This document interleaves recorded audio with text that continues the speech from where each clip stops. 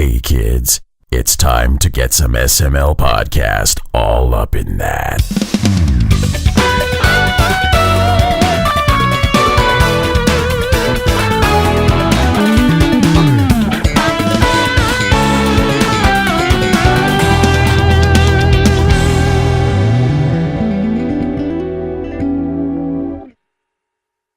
What's up, everyone? This is the SML Podcast. I am your host, Joe. Joining me, Cole Martin. How are you doing?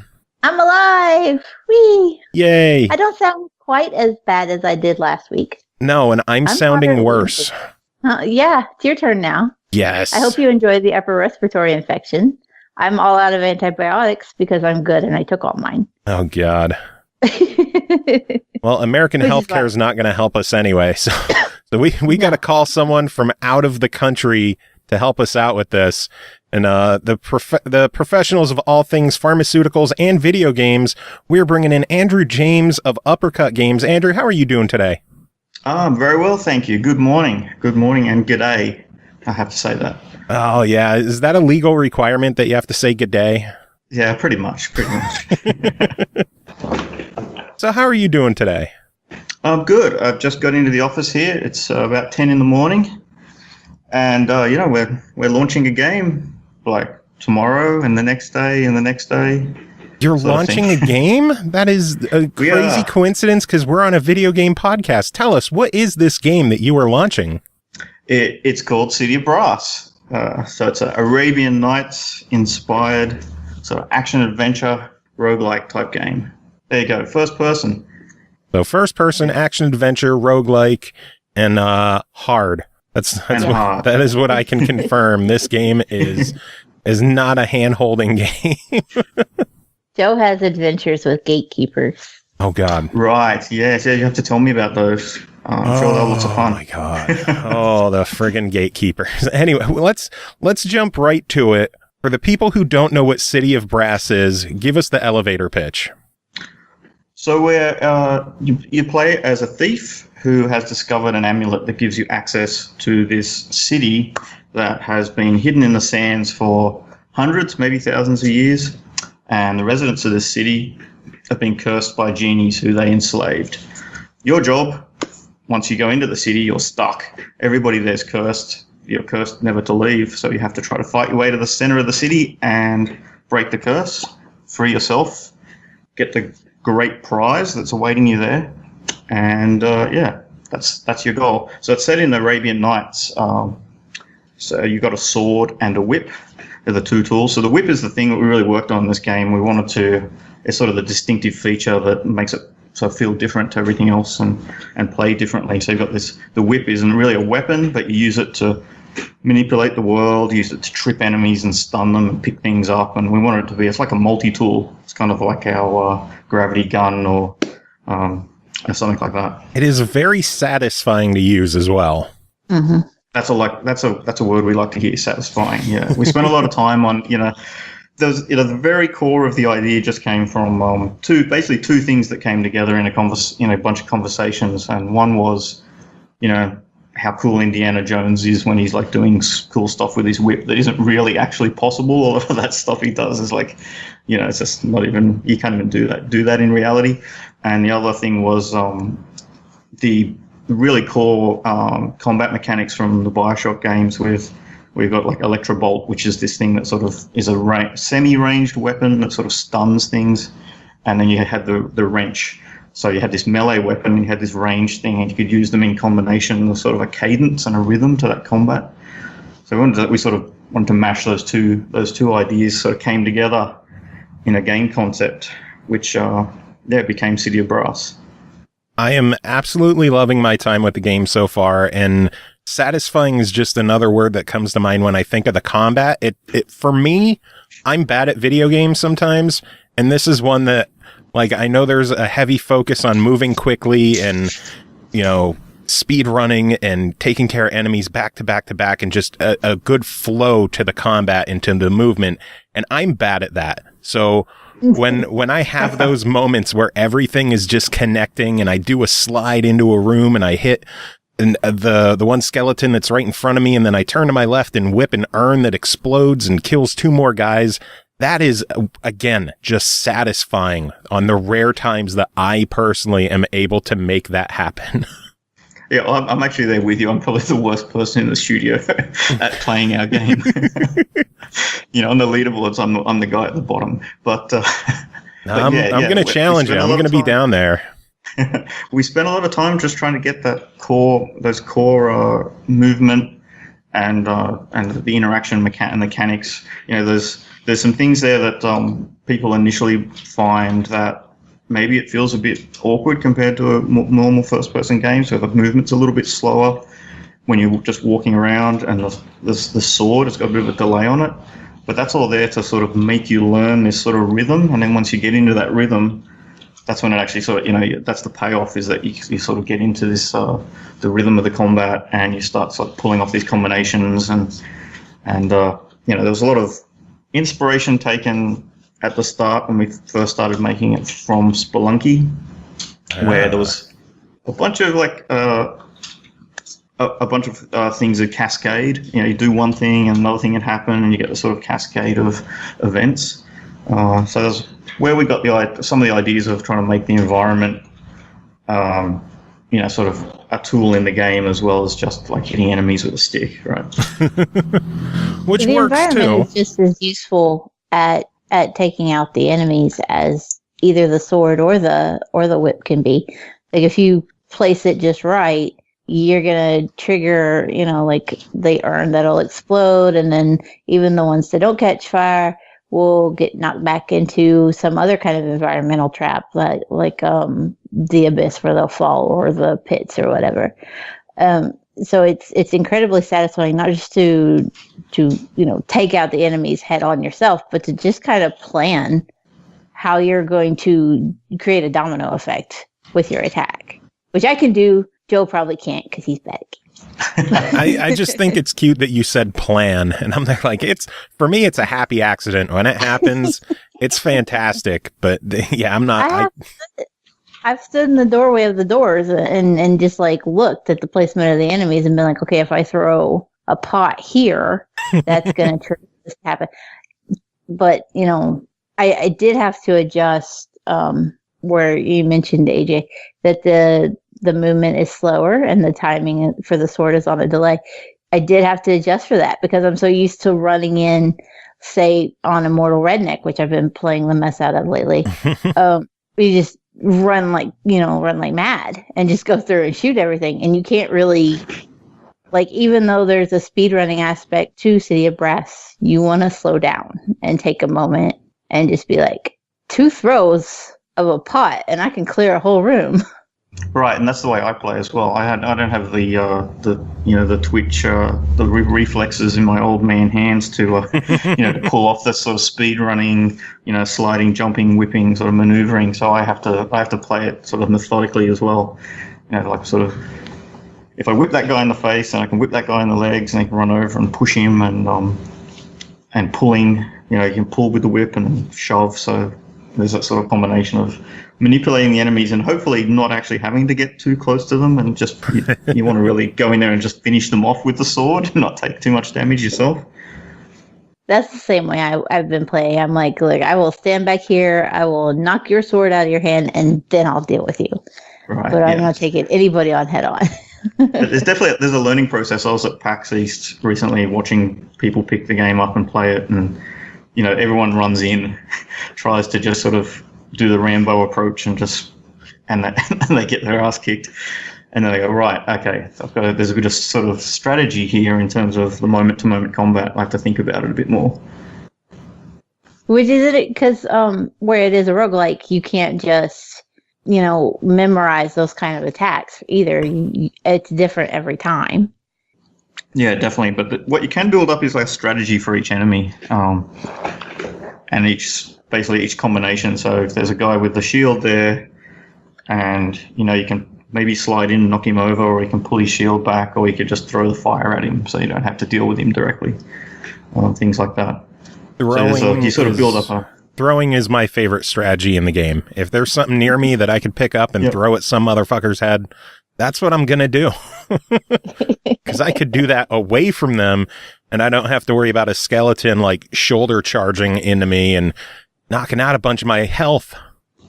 That system started as like a rock, like a pebble you could pick up. I think we just had the pebble, and you could throw it, and we're like, oh, we'll just put these. We don't want this to be a big thing, and we'll just put them sparingly around the world. And then I think we put the explosive urn in next. And then we're okay, but this is too much fun. We're going to put them every 3 meters on the ground. So what other kind of fun throwables are in here? We have the exploding jugs. We have the vases. I ran into a poisonous one. There's the lanterns that you could chuck at people. What other fun things can you throw at people in this game? There's a few other things. There's an enemy later in the game whose head you can throw at people. Yes. Once you kill them, you can pick their heads up. I'm trying to think now. What else do we have? I think that's about it. There's maybe 5 or 6 different throwables.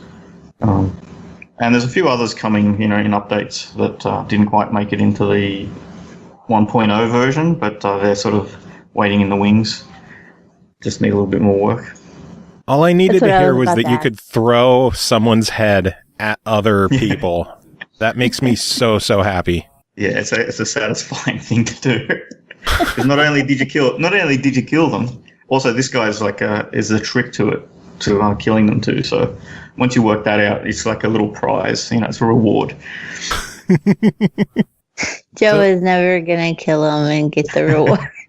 Probably not. I'm proud of myself because I made it past the first gatekeeper today. I was so excited. I made it all the way up to stage 6 today. Oh, so nice. I feel proud of myself. Yeah, I think I made it to 7. Shut up. Yeah. You got past the second gatekeeper. Yeah, I did. She's hard. You're mean. Making the first fun time of I me. entered her, I was just like running in a circle going, I don't know what to do. So how were you playing the game? Were you jumping ahead through the portals once you unlocked them to then sort of just get the feeling for the next stage, or were you playing it like the hardcore roguelike way of starting right at the start and going through each time? I have hardcore rogueliked it. I have not taken any of the portals. Okay. Right. I feel like it's better to go the long way and like collect all the shit I can. I need all the extra help I can get. Yeah, it's definitely good when you can collect extra shit. Yeah. There's a lot of cool shit to pick up in this game, too. Yeah, and when you get to that harder levels, you really want to have more items and equipment. Tell us about some of the cool items and equipment that you can get in this game. So there's basically the player always has a sword. You always have a melee weapon, so it could be a sword or a club. You start with a scimitar, and you always have a whip. But there's a bunch of different ones you can switch in and out. There's a whip that burns things and freezes. Another one freezes things, and there's like sort of double knockback, and one that slows enemies down. So they're like sort of modifiers on what the whip can do, but you're still using it to sort of keep the enemy at bay. And then you've got different melee weapons, and there's a range of armors as well. So there's those 3 things that are they're like a slot. So you've always got armor, always got the whip and a melee weapon, and then there's this whole range of items called relics, and they stack. So you can theoretically get every relic in the game on a single run through. I don't know whether that's even possible with the with the way the economy works, but it could be, I guess. So they stack, so you can just pick up as many as you want, and they all have just like a slightly different effect on the player. They might make you run faster or be quiet. Take the sound off your feet so you can be more stealthy.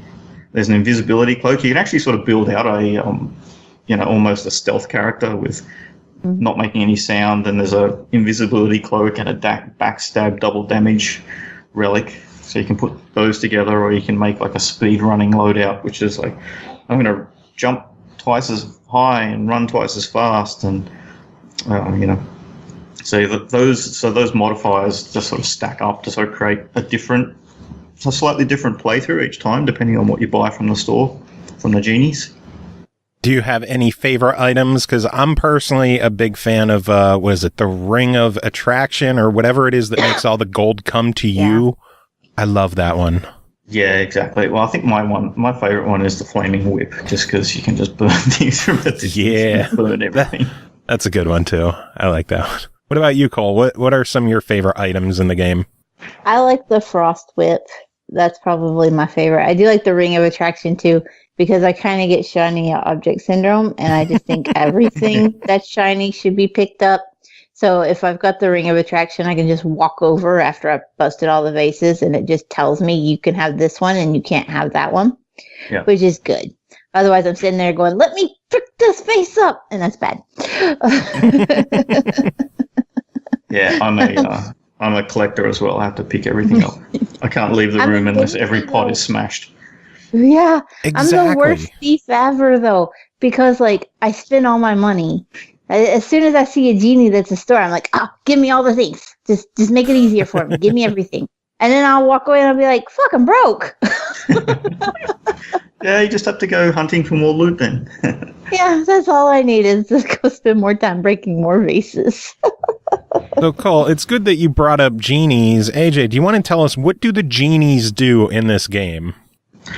So these genies have been enslaved in the fiction. They've been enslaved in the city. Excuse me. So each one of they're doing a job. Some of them sell items. Some of them will.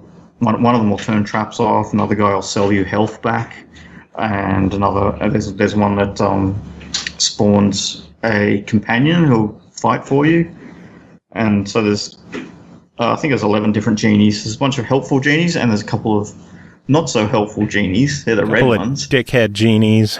Yeah, those guys. So they're basically like sentries in the city, and they're trying to help protect the loot. So you can use the genies. Each genie has, because it's a Arabian Nights story, you have 3 wishes, and you can use. So every time you start the game, you've got 3 wishes. And you can use those on 3 of these 11 different genies, and that actually basically modifies what they do. If you use it on the shop, he'll give you better, more rare items. He'll basically show you here's the stuff I had out the back, here's the good stuff. And if you use your wish on the turret genie, the guy who hurls the fireballs, he'll actually become your ally and attack the enemies. But obviously, you've only got 3, so each time you play through, you might want to use a different strategy. I've run into the issue where I always use my wishes on the same genies. The first one to give me health, because instead of just buying 1 heart, I could fill up all my health for a higher cost. And then I save the other 2 for whatever evil genies I run into, because I don't want a genie chucking fireballs at my face or summoning skeletons to fight against me forever. So I save my other wishes to just bribe them instead. Yeah, so like some people don't like the trap. The traps. You can use one wish to disable the traps too. I disable the traps every floor. Right. Bye, traps. I don't mind the traps too much. I think a lot of them are easy enough to see that you don't have to worry too much about, getting caught by a bunch of them. Every now and then you'll find that trap door right before a door that you need to get through that you'll forget about and just fall down in and die and ruin all your progress. Oops. Yeah. Yeah, I guess it's good to get rid of all the traps. The getting rid of the traps is cheap, though. It's only like 250, 300. It goes up a little as you progress. But True. Yeah, and if you use the wish, I think it does the whole stage for you. Yeah, I know I said I buy everything from the shop, but I will always save money to disable the traps. And I don't care if I'm already at the end, I'm still hitting that one. just on principle, turn those traps off. I actually got one of the turn all the trap off genies right in the very last room before the exit. And I'm just sitting there looking at the guy like, really? You couldn't show up a couple of rooms earlier? He was just put there to taunt you. The procedural generation aspect, though. Oh, and there's the dogs. Yeah. Yeah, they never fail. They never fail. If you heard some creaking in the background earlier, that was just Evan came in, one of the programmers here at the Uppercut. I'm in the a big open space. We just have one big room is our studio. Nice. So I love the fact that you have coworkers that are going to make noise, as well as a construction area behind you. Cole, you have your dogs. And then apparently my landlord has decided to start cutting the grass at 8:30 at night. Like, what the hell? Everyone is going to have to deal with noise tonight, I guess. I closed my window. I don't know if any of the noise is going to bleed through or not, but I guess we'll find out in time, huh? I don't hear any background noise. But I'm also on a phone, so... Yeah, that helps too. I hear nothing. So AJ, you mentioned that you showed this off at PAX East recently. Do you have any fun stories of people who played the game and were either like really, really good at it and blew you guys away, or people who were just absolutely awful like us? So there was the thing that blew me away. There was a couple of kids. A guy came in with his son and his son's mate. I think they looked about 12. And yeah, this kid's like sort of reaching up to get to the laptop keys. He was quite short, and he was just smashing it. He was the best player of the whole show. He just picked it up straight away. Yeah, amazing reflexes. So yeah, the kids are so much better at the games than us. Like half the team here, we're over 40. Yeah, and there was another guy who was in a stand next to us, and he really liked the game and he kept coming back, but every time he played, he got worse. And he's like, I'll have one more go. And he'd try again and he'd die sooner and sooner. He's like, it just got worse and worse and worse as the show went on. Did he eventually get to the point where he like died in the very first room to the trap? Not quite that bad, but if he had kept going, he probably would have got there. How many times did he play? Oh, maybe, I think 5 or 6 times, yeah. And he got worse every time. That's actually really impressive. I think he was getting pretty frustrated. I think what tends to happen with roguelike type games is that you have beginner's luck on your side the first couple runs. You don't know what to expect, and so you're always just like on guard. And then after you start to learn the mechanics and you know what you're doing, then you just get careless and you do dumb shit. Yeah. I had that experience with Dead Cells. I was playing that and I had this awesome run and unlocked a set of really awesome gear, and I was going through, and then the next like 5 times I played, it's just like, wow, I can't even get past the first level. Oh God. Mm-hmm. So speaking of the roguelike and procedural generation aspects of it, how does developing that kind of world differ, and what kind of challenges does it pose compared to some of the other games you've developed and released? Well, actually, the reason we started looking at procedural was actually almost a knee-jerk reaction from making Submerged. So that was this massive city. We've still got the same team, so we had 6 people. So there's 2 artists and 1 designer and 3 coders. And so John and I, the other artist, we actually had a third guy helping us with Submerged. But basically, we made this massive city, and everything was handcrafted. Every little climbing puzzle, every path was all hand placed, and then we started getting feedback later in the project when people were like, it'd be cool if there was like more interesting puzzles, and it'd be good if there was like different things you could do. And we're just like, no, we can't.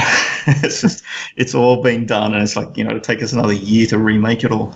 So we started thinking about, we need to be more flexible as a small team. We need to sort of make things that we can react to the feedback we get, and have an easy path for development to try and make our game better, or make it more fun, or take things out, or add things.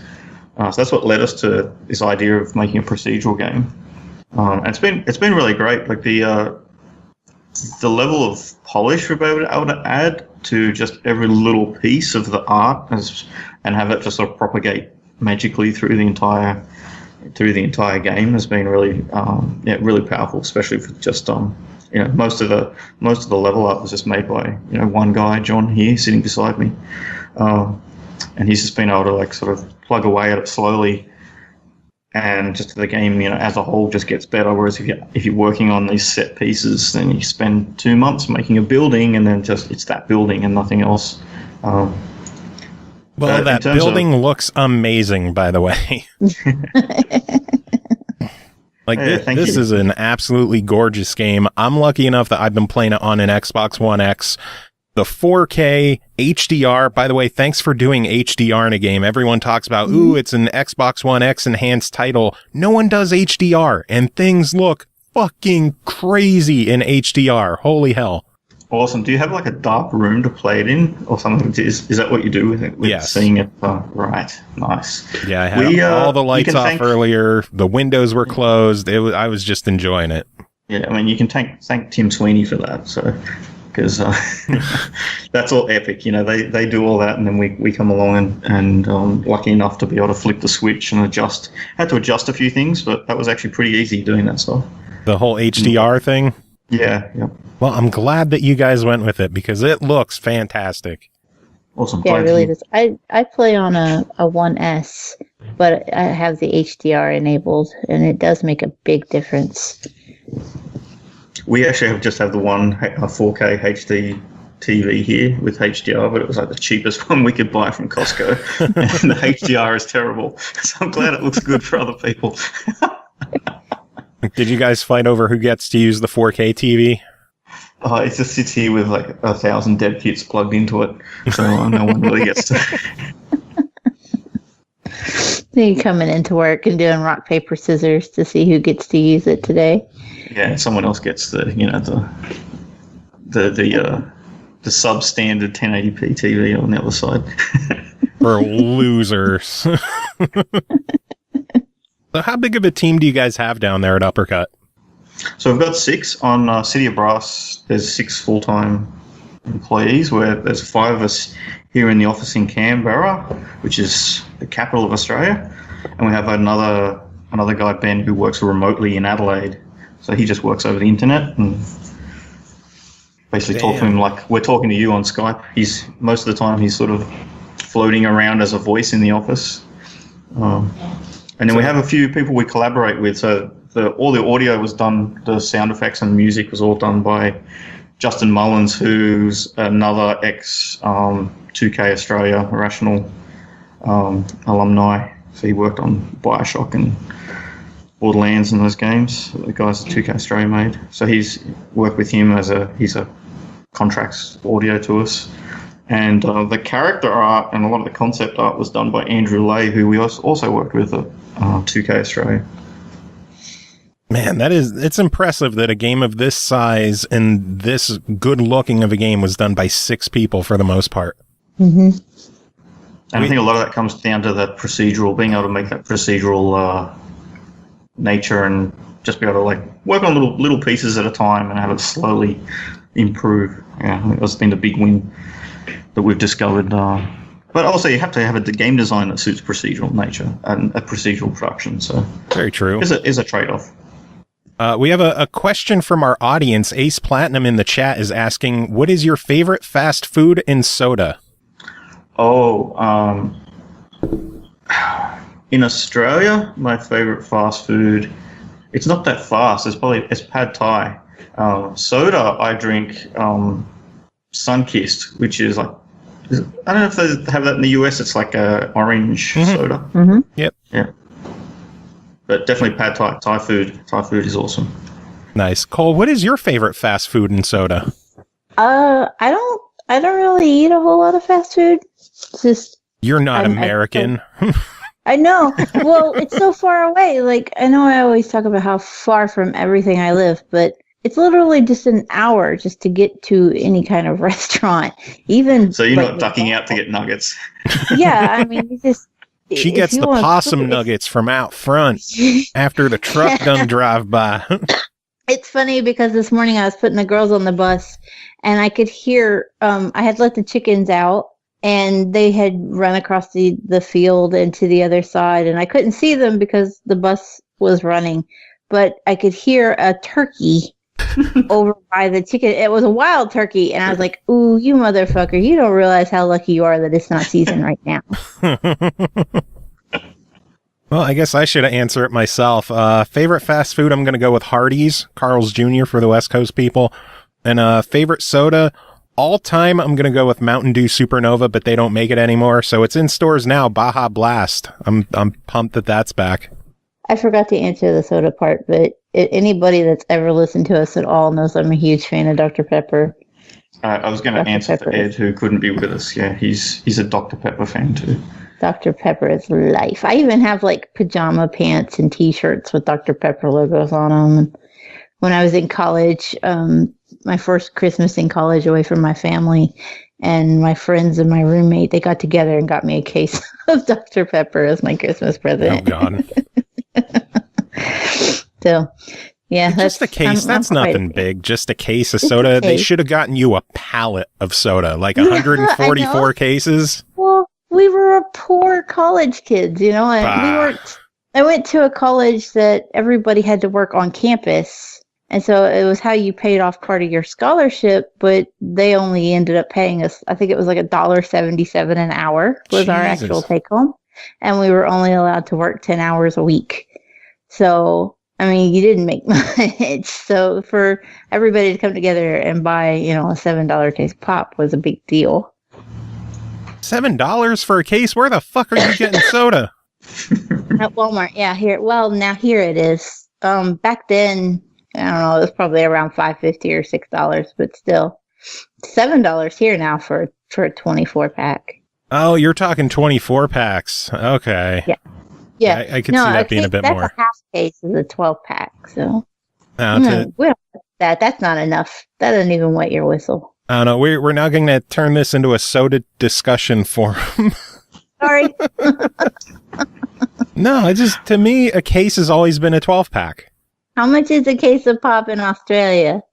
Wait, hey Evan, how many cans of Coke Zero are in the fridge? 36. We have 36. 36 is down there? What the? Yeah. Holy I shit! need that in my life. And it's even got a handle on top, you know. A 36 pack. Are they 12 ounce? Are they 12 ounce cans down there? I don't know if 200 mils, I think. Shit, I don't have a can. Cole, do you have a can? I'm not getting up. 365. I do. Of course I do. 355 milliliter is a 12 355. 375. We're 375. So about the same. More in your can.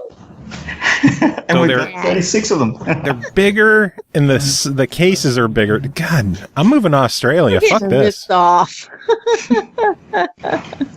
Are you guys hiring if I move down there? Kind of want to get out of this country anyway. The fridge is always stocked with Diet Coke. Or, sorry, Coke Zero, whatever it's called. Yeah. Real Coke. What's it called now? New Coke. Something. It's called something new. The new stuff. They have like all kinds of different flavors. Remember how we said we were turning this into a pop discussion? Yeah, we sorry. Do they have the new flavored Diet Cokes down in Australia? I think there was a cherry one for a while. Yeah, but you can still get cherry. We can still get cherry. Maybe they haven't done Vegemite yet, but that's probably coming. Vegemite soda. You can ruin everything with putting Vegemite on it, except toast. I mean, that's brilliant. Oh Tastes god, brilliant, but don't put it in. They tried to put it in chocolate, and no, it's just horrible. good lord! I've never had Vegemite, but I've heard the stories. What exactly is Vegemite? As far as I understand, it's some sort of byproduct from the yeast when they make beer. Yeah. And it's like black sort of molasses type thing. And you just wave it over the bread. You don't actually put it on. You just have to like let the smell get in there. And it's delicious. Is there like a hidden jar of Vegemite somewhere in the city of brass? Maybe. You have to find all the secrets. Maybe that's what's in the explosive urns. Yeah. Oh god! It would just land and stay there. It's just, it wouldn't do anything. It'd just stop. You throw it at the wall and it just sticks to the wall. Yeah.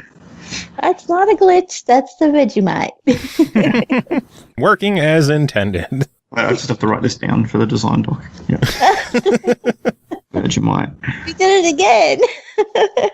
I tell everyone when we give awful ideas on the show, if you use one, all we want is a special thanks in the credits. Yeah. That's all. Just a thanks for your awful idea. I can't believe we put it in our game. What is wrong with us? Thanks. We're to try to steer it back to the game, actually. Were there any special abilities with the whip that you guys wanted to include but weren't able to? We played around with, Ryan was really interested in trying to get some like mechanics for when you were flying through the air, you did a sort of a whip in the air from a swing point. And we wanted to try to do some sort of auto attack maneuvers where you could whip a guy while you were flying, and you'd zoom in and hit him with the sword. And we actually prototyped some of this, and there was some slow motion, put it into bullet time, and the whole thing just really sucked. So we cut it. It sounded awesome. Badass. It sounded awesome, and then it was apparently pretty horrible. I think it got even cut before I gave it a go. It was so bad it was in there for like 2 days. It was one of those ideas where I think everybody just went, "Oh, okay." Also on the whip thing, I notice when you whip someone in a hand, they'll drop their weapon. When you whip them in the legs, they'll trip and fall down. You whip them in the head, you give them a really, really bad headache.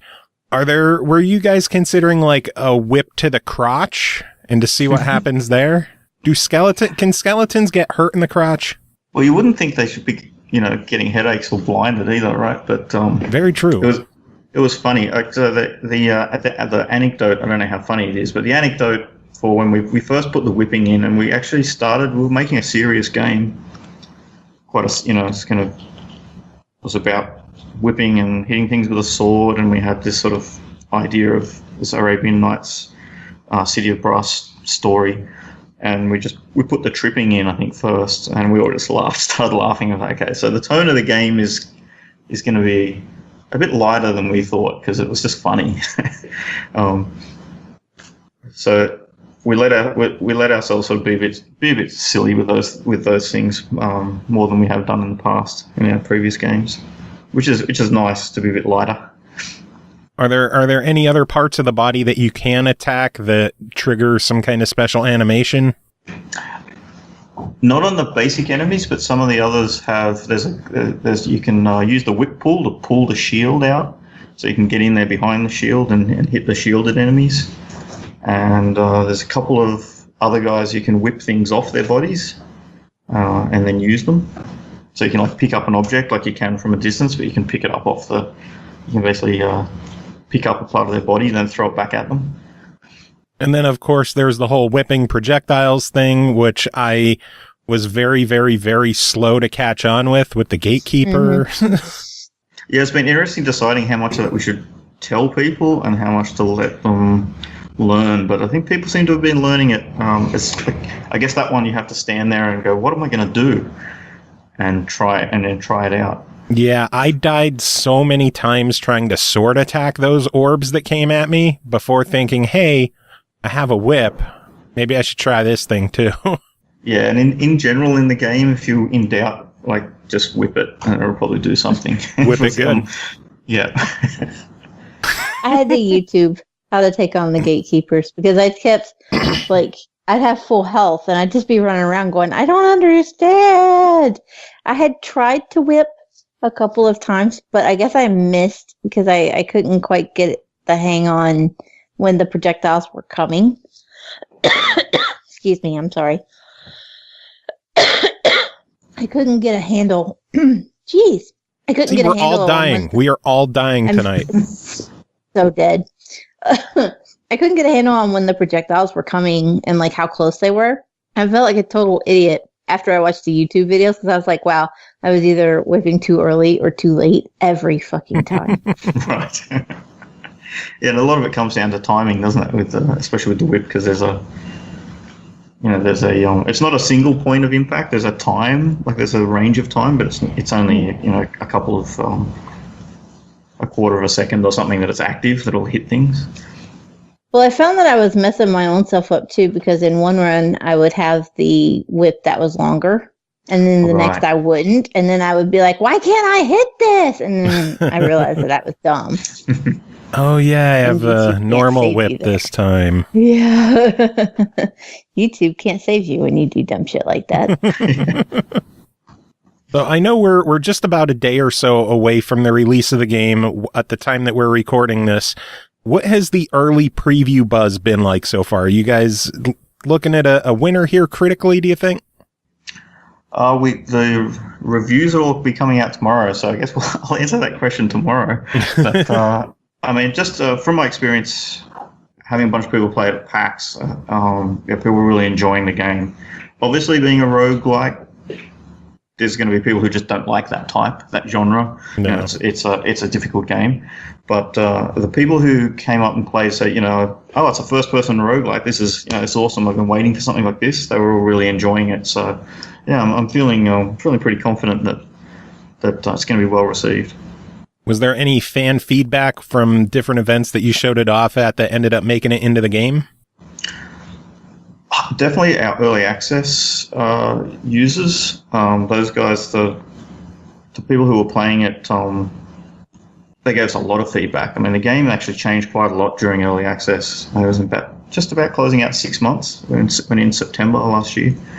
And like a lot of the tuning and balance and a bunch of little mechanics too. There's a bunch of little sort of tuning to the mechanics and the way some of the equipment works.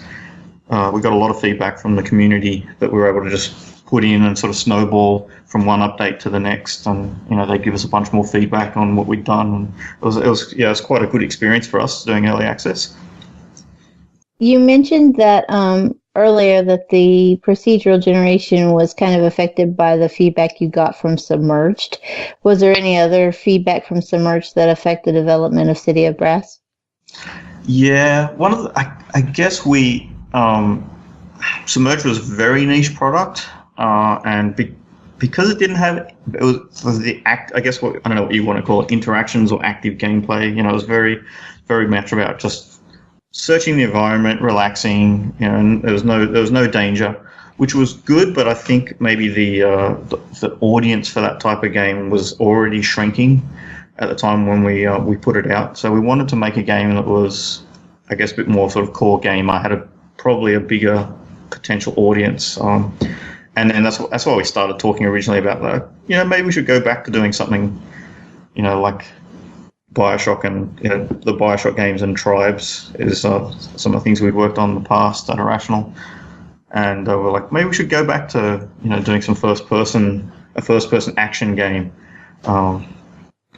So I think that was, again, it was a reaction to, so I think all in all, Submerged actually ended up selling quite well over a long period, 2-year period, but we didn't knock it out of the park when it first shipped. So there was definitely wanted to make a game that had a bit more meat to it that people could invest in. Also, the playtime with Submerged was, most people only played it for about 2 or 3 hours. So we wanted something that was more replayability and more action, and something people could learn and then come back and sort of get good at. And then we could also. I will never do. I will never get good. Yeah, I'd say Submerged was. I absolutely loved it. It was actually one of the first games I won a code for from the SML podcast. Oh, really? Oh, yeah. You're friggin' welcome, by the way. Did you ever think years later you would be giving games away yourself on the SML podcast? Not at all. I didn't see that coming anywhere. But it's when I started playing City of Brass and I started doing the research for this interview, one of the things that stood out when it says, like, I was looking up Uppercut Games and it said Submerged, and I was like, wait a second.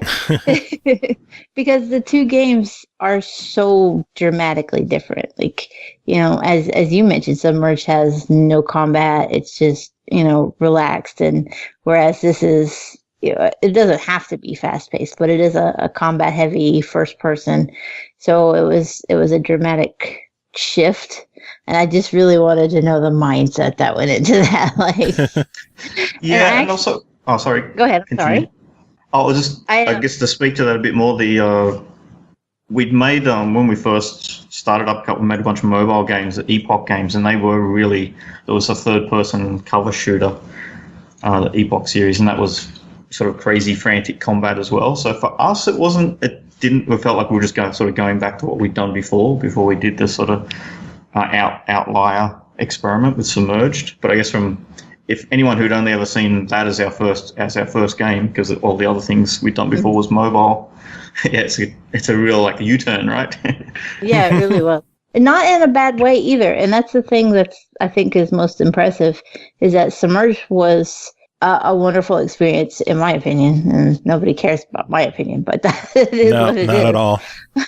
I care. I'll take that. I just really loved the experience. And then City of Brass, even though it's so incredibly different, again, it's just another really good experience, and it does what you set out to do really well.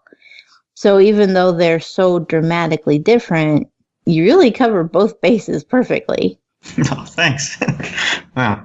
So, that's one of the awesome things about being a small independent studio, is we can sort of flip-flop around and try different genres and do a experience game like Submerged that is all about sort of just being in the moment and relaxing, and then go back to doing combat. And we don't we can sort of basically try out new things, and that's what keeps it interesting too. I think one of my favorite things related to Submerged is back when Ed came on the show, when Submerged was still fairly recent. He described the game as a walk-exploration game, and I have used that term religiously since then instead of walking sim. Yeah, walk-exploration. Yeah. Yep. And there was another one that someone came up with, like something to do with the boat, and now I can't remember. So, but yeah, I have used walk-exploration so much since then. It's such a perfect term. Yeah, and I feel like games without combat get a bad rap because there's obviously an audience for them, and it's just a different, it's a different experience. A lot of people seem to play Submerged with their children. They want something they can do together that doesn't require a lot of, sort of reaction time, and doesn't matter if you can't die, you can't fall off a ledge, and doesn't matter if you run the boat straight up into a building, it doesn't explode. You can just turn around and keep going. So. Yeah, I think it's really. I like games like that. Really I could beat games like that. Yeah, I used to boat around the city for hours. I don't know whether Ed told you in that podcast, but that game originally had a whole combat element. You could go inside the buildings and fight things, and we showed it to one of our friends really early in development, and we kept saying this. Go into the building. There's the combat, and he was like, "Whatever. This is just really cool. I'm just going to explore." And so we changed it and just took all the other stuff out. I'm trying to think. I believe Ed did talk about that when he was on. I'm trying to look up when that was. Episode 170. So that was March of 2016. So it's been over 2 years. Wow. Well, AJ, I know we've been chatting for quite a while. Is there anything about the game that you wanted to talk about that we didn't bring up? No, I'm just happy to, talk about it with you and find out the things you want to know about. But I guess let everyone know it's coming out in the next... I can never remember where. It's like Australia, we get it early. We're a day ahead. So for me... you're in the future. It's coming out like in about 12 hours or something. But for the rest, it's tomorrow or the next day or the next day. By the time the show's out, the game is out already. So if you're listening to this on the full episode form and you're not hanging out in our chat room right now, the game's out now. So you should probably, excellent, find it and grab it, stuff like that. So, Cole, did you have any other questions? I did not. I checked off all of my notes like a good co-host. Look at you with your notes and keeping track of things. I did good this time. The only note that I literally have written down is your name. That's it. Just so I could remember it. Joe makes a note on the post-it card, says, "Do not forget guest name," and then forgets to write the name. You've been calling me Andrew. My name's John. No, I'm just... Oh, son of a bitch! Son of a... Your Skype thing is lying to me. Well, Andrew, it has been fantastic having you on the show chatting about City of Brass. Do you want to give us all the plugs on where people can stay up to date with you and what you're doing and Uppercut Games and the game and everything else? Okay, so we're on Twitter at Uppercut Games and Facebook at Uppercut Games. All these places, pretty much Uppercut Games. Type that in, you'll find us, and cityofbrassgame.com if you want to check it out. That's the place to go. Cool. And the game is out right now by the time people are listening to this show. How much is it and where can people get it? It's $19.90 something, $99, $95, whatever that price point is, US dollars, and you can get it on Xbox One, PlayStation 4, and on Steam. And it is gorgeous on the X. I can say that. It is absolutely beautiful. Thank you. But again, it has been fantastic having you on the show. Everybody else, stick around. We're going to take a quick break, be back with some more show. Andrew, do you have any final words to end the interview? No, just nice to meet you, Cole, and thanks a lot, Joe.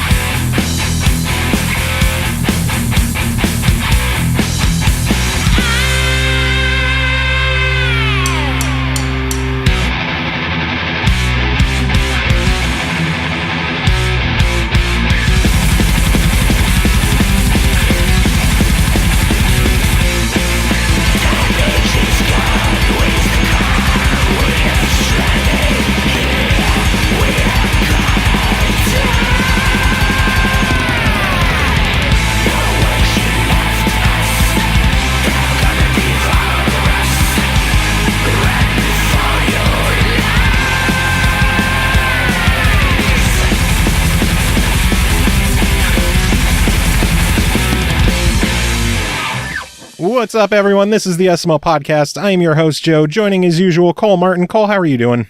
I'm alive. You said that last time. It's still true. Also Either you're alive or you're undead. Just about to say, also joining us for a bit this episode, Stevo Bortz. How are you doing? I'm good. I'm enjoying Oh, this wait, wonderful... holy shit. I just realized this is the second half of the show. I don't have to do the what's up, everyone. Welcome back, everyone. Fuck, I'm keeping all this. I don't give a shit. I was hiding in the bathroom for the first half of the episode. We had an interview for the first half of the episode that we recorded yesterday, and I forgot. That's how on the ball I am tonight. Stevo, how are you doing? Doing good. I actually, you can see, I'm holding up a book. One of Friday Night Fanfiction's fans bought it for me, and we've been reading it sort of as a fan group. It's one book in a series of 8 called "The Angel Wore Fangs," about Viking vampire angels who fight ISIS, and it's a romance novel. It's one of those airport romance novels. I know, and this is for sale. This has an ISBN number and a recommended USA price of $8. But in all seriousness, I'm doing very, very good. You have the weirdest stories, Steve. I have a weird and wonderful life. My life is modeled off of that Nickelodeon show, Wild and Crazy Kids. So you do physical challenges with a bunch of... I was on What Would You Do when I was a kid. Were you? Yeah, I got slimed. It was great. Is there video? Tell me there's video. There should be. I will have to find it. I hope there is video. I was very young, and I can't remember if it was recorded, but I was at Nickelodeon Studios for a taping of the episode. I don't know if it ever aired. Oh my God, I want to see this if it happened. They gave me a certificate and everything. Oh my God, that is cool as hell. I didn't know that about you. I got a lot of stories. I'm learning things about you. You are officially the second person I know that has been on this show as a guest or a host that was on a Nickelodeon show as a contestant. Who's the other one? Chris Huber. He was on Legends of the Hidden Temple. Oh, that's awesome. Yeah. Hopefully they didn't fail miserably at the Shrine of the Silver Monkey. I don't remember how far he said he got. I don't remember. But that's awesome. That means So we've had you on What Would You Do? Chris was on Legends of the Hidden Temple, and I've had Phil Moore on the show, who has been, the host of Nick Arcade. Yeah, so, and that was, I love that show. So who's next? Who's going to be next? Well, they need to bring those shows back. I know Mark Summers said he was willing to come back and do more hosting for the shows, so why not now? Nickelodeon, bring them back. Didn't they announce that Double Dare's coming back this summer? I don't know. I'll have to Google that while you talk about what we're actually supposed to be talking about. We're supposed to talk about video games. Isn't that cool? What are what are those? Games? Yeah, we should probably dive into the news of the week. I don't have too much news to talk about this week, but let's get the big thing out of the way. It has come out that God of War has sold 3.1 million copies in 3 days. Wow, go Dad of War. Yeah, making it the fastest selling PS4 exclusive, like pretty handily. The runner-up, Uncharted 4, sold 2.7 million copies in a full week. Horizon Zero Dawn hit 2.6 million copies in 2 weeks. God of War over 3 million in less than half a week. That is insane. That's kind of amazing. Yeah. But I mean, did we expect it to do badly, or is it just a matter of we didn't expect it to do this well? I think we expected it to do really, really fucking well, but not this fucking well. Then again, you consider there's like 75 million PS4s out there. And I still don't own one. It's okay. I know how you feel about Sony. Yeah. Yeah, but what are you going to do, right? There's your drinking game. Every time Stevo comes on an episode of SML, drink every time he mentions the Sony hate. We're not trying to kill the few people that actually listen. That would take a couple of lives fairly easily. Yeah. Let's see, what other news is there this week? 2 new games were added to the Xbox One backward compatibility lineup this week. On Tuesday, we got Saints Row 2. Awesome. Very, very awesome. And then Thursday, Dragon Age 2. So it is a week of sequels. Oh. Yeah, good stuff. A lot of conversation going on. You guys are just nailing it with all the... I don't know what you want from me. I didn't own those originals. Talk to me, you bastard. Okay, but I can bring up I could be the Mr. Magfest here and bring up obscure shit that has nothing to do with what you're talking about. Sure, why not? I can mention that the first ever functional Vita emulator started booting homebrew and commercial ROMs without video, but still, getting initial code put in this past week. So Vita emulation should be a thing in the near future. Probably within the next year or two, it should be functional. That's pretty awesome. Like for somebody, and yes, it's Sony, but for basically the spiritual precursor of the Nintendo Switch, which is doing fan-frickin-tastic, it's really nice to see interest in keeping that system alive, because apparently Sony has had for many years zero interest in keeping it alive itself in the United States. Pretty much. What are we going to get Sega Saturn backwards compatibility? When is Sega going to come up with another system? That would be amazing. Have they even found a way to emulate Saturn yet? Oh, yeah. For a while, the most popular emulator called SSF was maintained solely by a single Japanese developer. There's a couple new ones coming out. There's Nova that's being made. There's a core in RetroArch, which does Saturn emulation incredibly well, based on Mednafen. And there's Yabayus. There's a whole bunch. You can play most Saturn games using RetroArch without issue. You just won't be able to play them necessarily perfectly. Yeah. But I love the Saturn, and anything related to it makes me happy. Which, again, if Xbox One had backwards compatibility for Saturn games, boom, instant purchase for me. If you're listening, Microsoft, that's how you're going to get me. I'm at the point where I wouldn't be shocked if they introduced Dreamcast.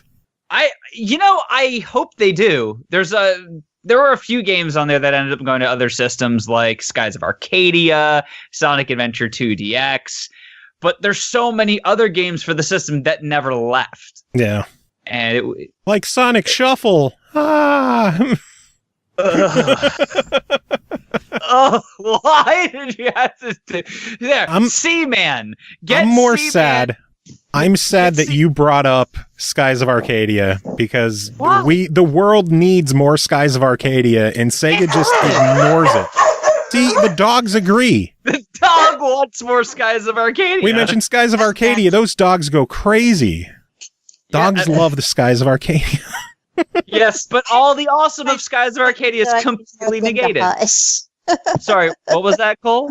I was trying to find the mute button to tell them to hush, but I can't find the mute button on my new phone. Is it on the screen? If you look at it, does it have a mute icon? I think I might have been muted, and I don't know. Like, if I push it, it's black, and then it's white, and I don't know which is which. Well, push it. Start talking and then push it. Now. I have to touch the screen. Yep, there you're muted. Come listen to Stevo wax poetic about dead systems and Cole figure out how to operate her new phone on the SML podcast. These are the best kind of shows where I did a thing! She did a thing! The things! I always feel like wherever I go, I ruin things. At least here, somebody might potentially appreciate it. Which is fine. But no, that's cool. Talking about Microsoft, it's nice to see them care about backwards compatibility. I know that for a while wasn't a big thing. It's still nice to see slow and steady progress. It's nice to see someone care about backward compatibility, because no one else does. Dreamcast, get a Skies of Arcadia. Yeah, seriously. Xbox. Actually, speaking of, there is a system that can apparently play Skies of Arcadia now. Which is? The Switch. Oh, they're porting it over. No, someone has gotten the Dolphin emulator running on the Switch. So let me talk about this. Let's hear it. What happened was they discovered, because the Switch runs on NVIDIA's Tegra system, which is a system on a chip. And the Tegra hardware has a built-in hardware security flaw that even if you patch firmware over it, will never be completely removed. They can only obfuscate it by additional layers. So for firmware version, I believe 3.2 and below, it's 3.2 or 3.0 or below, you can, as long as you haven't updated, go through that exploit and run unsigned code on your machine. So what they did was they ran unsigned code and booted to a Linux system. So what you're seeing is Dolphin running on Linux, running on the Switch. Right. So didn't they say that exploit could not be patched over at all? Like, all the systems that are out now are vulnerable, and there's no way to block it out. I thought that's what they said. Anything that's based on the Tegra is going to have that vulnerability, but unfortunately, there are ways to make it more difficult to access that specific patch. So it's really nice to see the hardware exploit community working their butts off on this. And seeing Dolphin run on a Nintendo Switch, it was a beautiful moment. And it makes me very happy to be part of that enthusiast community where we can make miracles happen. Yeah, it's pretty neat. Mistakes into miracles. I don't know, man. I think it could be open a door to a world of possibilities if they could figure out how to get homebrew working on there without any way for Nintendo to cover it up. That's the big thing. If Nintendo can't block it. So, they can't block it. They can just make it harder to do. That in order to block it, they would have to issue a new version of the Switch hardware itself. Yeah. So, before we move on, let me just tell you, The emulator multi-system RetroArch runs on the following platforms: Linux, Windows 10, 8, 7, and Vista, Windows XP, Windows 98, Windows ME, Windows 2000, Windows 95, Windows 98, Apple Mac OS X, and old Apple Mac OS, Android, Firefox, you can run it in your browser, iOS, BlackBerry, PlayStation 3, PlayStation Portable, PlayStation Vita, Xbox, Xbox 360, GameCube, Wii, Wii U, Nintendo 3DS, Raspberry Pi, and the GCW Zero. I don't know what that last one is. Neither do I. But the fact that you can run this emulator on all those systems, it's going to be fucking running on the Switch before you know it. True. I run it on my Vita, and it runs very well. I can play Super Nintendo games on my Vita, and it's fucking wonderful. I need you to come visit so that you could get my Vita to do that shit. Okay. I'll see what I can do. Because we all know Sony's not going to actually update their system because they gave up on the fucking thing. No, absolutely. I agree. So what other news we got? 8 new games have been added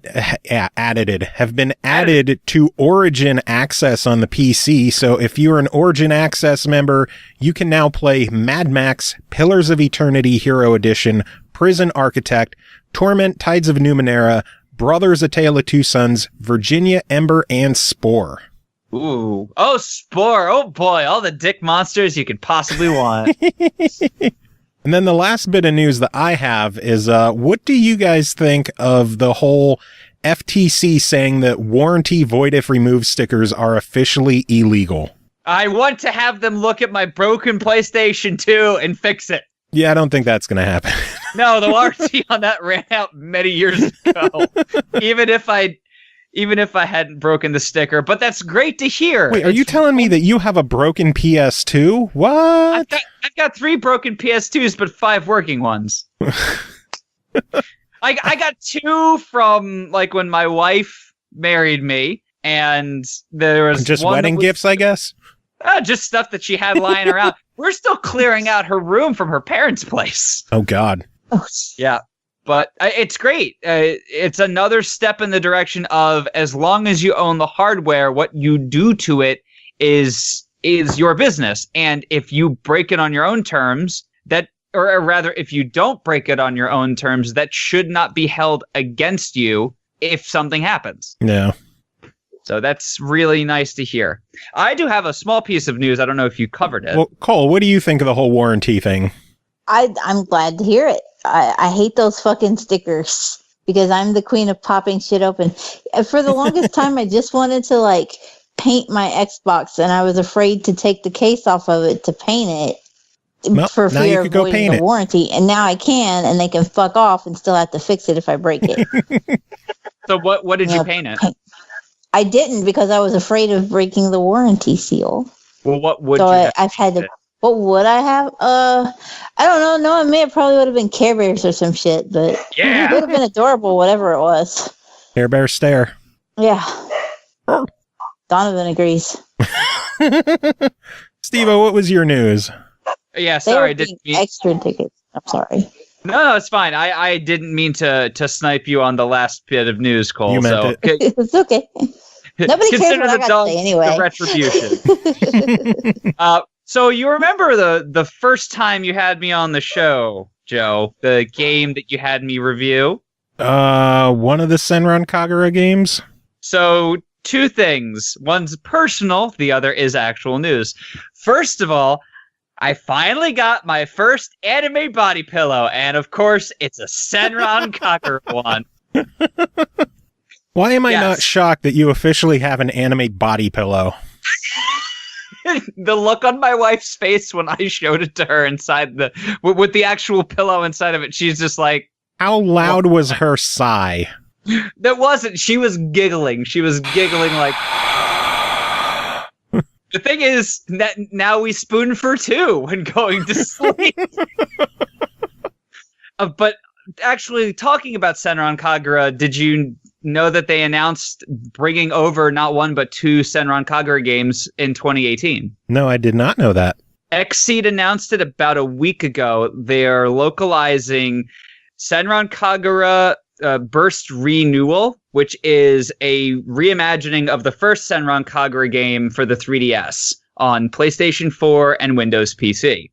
And it's going to have high-def anime cutscenes, as far as I'm aware, based on the original anime, and completely redone gameplay. I'm looking forward to it, because as much as I love the series, the original Senran Kagura Burst on 3DS is ridiculously rough around the edges. And they will also be localizing Senran Kagura, I think it's Reflex or Refresh. I think it's Reflex for the Nintendo Switch. Interesting. The notorious demo where you could do a little massage on your Switch touchscreen. Oh, Lord. Yes, I agree. But it's great to see Xseed continue getting quality work. They're a great localization company, and of course, as a staunch supporter of the Senran Kagura series, I'm excited. I would not expect anything less of you, Stevo, than being ungodly excited for those. I'll be doing a day one review with video of me and the Senran Kagura body pillow. You have the body pillow with you? Do you want me to go get it? Kinda, yeah, I do. All right, yes, I'll go get it. Nice. So any news from you, Cole? Anything? I would like to tell you about news, but there's four-wheelers going up and down the road and people yelling. No wonder my dogs are losing their shit. I actually was curious what your guys' opinion of the New York Times article was, if you read that. That was very vague. What are your opinions on this article? No. There was they wrote an article about esports arenas, and basically it was just like gamers want to eat junk food and watch people play Fortnite.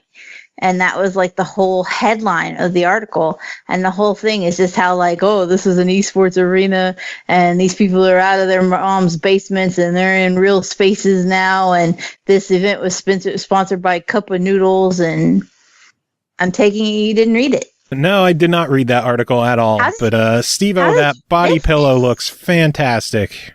Oh, Lord. I'm kind of hoping that we don't get blocked on Twitch for having... You won't. You won't. It's still PG. That's like a hard PG-13. A hard PG-13. The other side is not PG. I made sure to show you the side that was. Stevo, did you read the article she was talking about? What article? Wow. He was getting a fucking body pillow. I went upstairs to go get waifu. Wow. What was the article? Okay. There was an article in the New York Times about esports arenas, and basically the headline was like, gamers just want to eat Hot Pockets, junk food, and watch people play Fortnite. And the whole article is just dripping in these gamer stereotypes of like how the esports arena event was sponsored by Cup of Noodles, and that, you know, gamers are coming out of their mom's basements and they're invading real spaces and taking over movie theaters and things like that. I take offense to that stereotype, and I'm not very appreciative of the article that was written. I resemble that stereotype in many ways. I think it's a horrible double standards, because first, these people are ostracized because they don't leave their basements. You know, in the 70s and 80s, and at very least the early 90s, the nerd and gamer culture was frowned upon because it was considered a completely secluded lifestyle, that you had to go to like these extremely niche like game stores to do Warhammer or Magic the Gathering, or you had to go to your friend's basement in order to play Dungeons and Dragons, or, you know, play Super Mario World or Bomberman or whatever. And now that these people are finally coming out of the woodwork, not only getting sponsorships from major companies that are drawing in lots of money and lots of attention, that they're being ostracized because they're bringing it out in public. I don't get the negative backlash. This is a wonderful opportunity, not just for the gaming culture, but for societal integration and business. Like, how much money do you think people have made? Look at was it Dota 2's international? Huge amounts of money. it's really frustrating to have people still stuck in those kinds of mentalities when it comes to gamer culture. Yeah. And I could go on a very long and eloquent rant, but I will need to be supplicated with Cece's Pizza afterwards. Hey, I'm still waiting on you for that. So but we had a March date, goddammit. I know, and I dropped the ball, and my balls did unfortunately not drop. But yeah, that really, it grinds my gears very much so whenever I see publications consider gaming culture in such a negative light. I don't know. I think it's something that everyone's going to have to deal with pretty much forever. Stereotypes are just always going to be there, and all we can do is just say, fuck them. Have we as a culture moved past the whole jock stereotype? Because we have people who play football in college and hockey and whatnot, and they're also outstanding academics. They're great students, and they're social. So if we're able to get past the whole jock stereotype, then eventually, once esports makes its way into the collegiate arena, we'll have to get past that too. Wait for it to hit the Olympics, and then we're good. Oh man, play Tony Hawk Pro Skater 3 at the Olympics. Do it. I don't think they're going to go that old school. I know. Anyway, that's all for the news that I have. I guess that's everything news-wise, huh? Yes. Cool. Do you want to give away a game? Yes. Cool, because we have some copies of the game Deep Ones to give away on Xbox One. We asked you to email us and tell us why you want the game. We got 3 emails, so let's go through these. The first one from John. Let me ask, is Deep Ones a game about making your own Pizza Hut personal pan deep dish pizza? Sadly, no. It is an undersea adventure platformer kind of thing. Well, that sounds just as good. Yeah, but no pizza. Ah. Anyway, first email, John Prudlow says, Dear SML Podcast, I don't know much about this game other than Chris Taylor's review from a few weeks back. However, it seems like a cool, challenging 8-bit platformer based on that review and the screenshots I've seen. I never owned a ZX Spectrum computer, but we did have an Apple IIe back in the day with its beautiful green monochromatic display. Remember playing games like Conan and Montezuma's Revenge on that machine and thoroughly enjoyed the side-scrolling platformers, along with tower defense games like Rescue Raiders. Deep Ones is a step up from those games and looks visually cool with its unique throwback style. On top of that, you get to play a scuba diver named Diver, who is riding around on a seahorse during parts of the game. Sign me up for some deep sea exploration. Thank you for your consideration. Always so polite. Next email is from Aroto Tomato, who says, Deep Ones is also the name of my bunghole. Hey there, SML Awesome Cast. Yo, this game looks tight, kind of like ASCII visual speaking, or ASCII. How do you say it, Stevo? ASCII. ASCII, is it? Yes. Ass.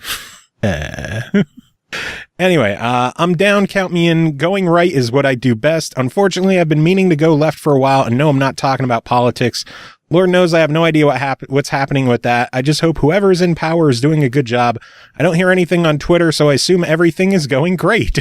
Anyhow, this game is reminding me of a video game idea I had when I was a teenager. It was called Astronauts of the Deep, and it told the story of Captain Morris on a quest to find the cure for his daughter, so he and his 5-person crew go to the bottom of the ocean, a place only James Cameron, the filmmaker, has visited, to find the life form that can be used as a cure. Here's the kicker. At the start of the game, you learn that Captain Morris is also infected, same as his daughter. But in the early stages, so it doesn't show, after a year, your flesh starts to fall and you cough blood and shit, and he knows, and you gotta infect your own crew without them knowing it, because you're gonna need test subjects to test the cure. So it's like a stealth game, a scientific research game, and an exploration game with minor combat. And it's a roguelike, as in you gotta keep restarting and making things easier, knowing ahead the obstacles until you finally succeed and stuff. And as the days go on, your crew starts to get suspicious of you, so you must stop them from finding out the truth. And you got to be careful because you can run out of test subjects without figuring out the cure and having to restart and trying different methods and tactics. Anyhow, here's my Kickstarter page. I only need $50 million. Wow. Holy shit. Aroto never lets us down, man. Never. Pretty much never. Final emails from John Harvey, who says, I'd like a copy of Burp Games' Deep Ones for Xbox, please. I'm guessing you'll probably want to know why, so here goes. A major reason is probably pure nostalgia. A lot of devs are doing the whole retro pixel art thing, but so many of them focus on 8 or 16-bit era. It's nice to see them try to emulate the old ZX Spectrum back when 48K could build a whole world. Everyone at my school either had a Spectrum or a Commodore 64.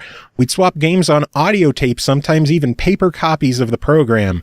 They'd be ripped from a magazine if you were lucky, hastily scribbled on a school notebook if you weren't. You'd load up the game, watch the flashing lines of color, you'd listen to the screech of machine code, and wait patiently for the latest in a long list of brilliant new worlds to explore. Many an hour was lost to Chucky Egg, R-Type, Back to School, Football Manager, and many, many more. A lot of gamers my age got their introduction to home games thanks to the Spectrum. Because of that, it will always have a special place in my gaming memories, and I'd love to recapture those moments with a little playthrough of Deep Ones. Thanks for the chance, and good luck, everyone. P.S. It's also based on the Deep Ones, part of Cthulhu mythos, which obviously wins at extra coolness points. Good stuff. So 3 good entries, and best news of all, we have 3 codes, so everybody's getting a copy. Yay! Yay! It's so hard to choose when that happens. I know. I always feel so bad for the ones left out. It makes it so much easier when we have just enough codes for... It does. And while you guys were doing that, I went and looked it up. Apparently there is a Wii game called Pizza Delivery Boy, not sponsored by Pizza Hut, but at least there is a pizza video game, so now I have to go get it. Sweet. It's made by Bajesco. And of course, I looked up pizza video games, and one of the first articles that shows up is millennials are choosing pizza, push-ups, and video games over church. Yeah, we are. Yeah. Yeah. Okay. And? You don't even need I'm failing to see the problem with this setup. Yeah, seriously. Works for me. I don't know. Yeah, works for Donovan, too, clearly. Donovan's cool with it. You gotta run outside and start throwing shit at those people on the four-wheelers. I don't even know what's going on. Like, I muted at one point because I heard a four-wheeler coming, and I finally found the mute button on my phone. And then all of a sudden I hear, holy shit, motherfucker, and then like 2 people are yelling, and I'm sitting there going, this is like half the population of this town, and I don't even know what's going on out here. And then it stopped. Where do you live? I live in a tiny little redneck town of 42 people. And I live on the outskirts at that. Like, we are 5 miles from the actual town. So, how many horror movies have been filmed where you are? All of them. all of them. Well, that's a good answer. Holy God. One. Anyway, should we jump to the reviews, get these over and done with? Sure. Yes. Stevo, I know you don't have too much time, so we're going to start off with the one for Stevo.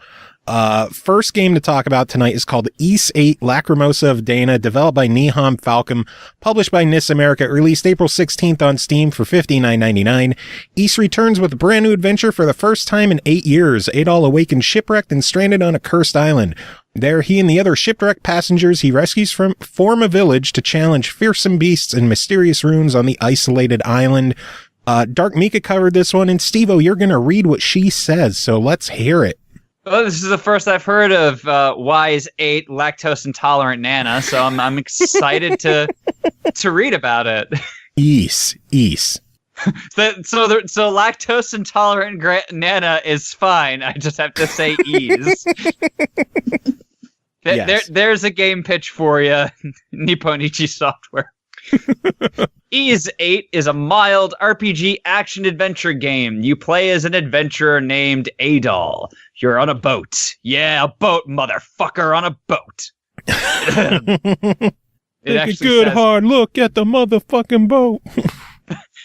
I'm tempted to just say coughs instead of coughing.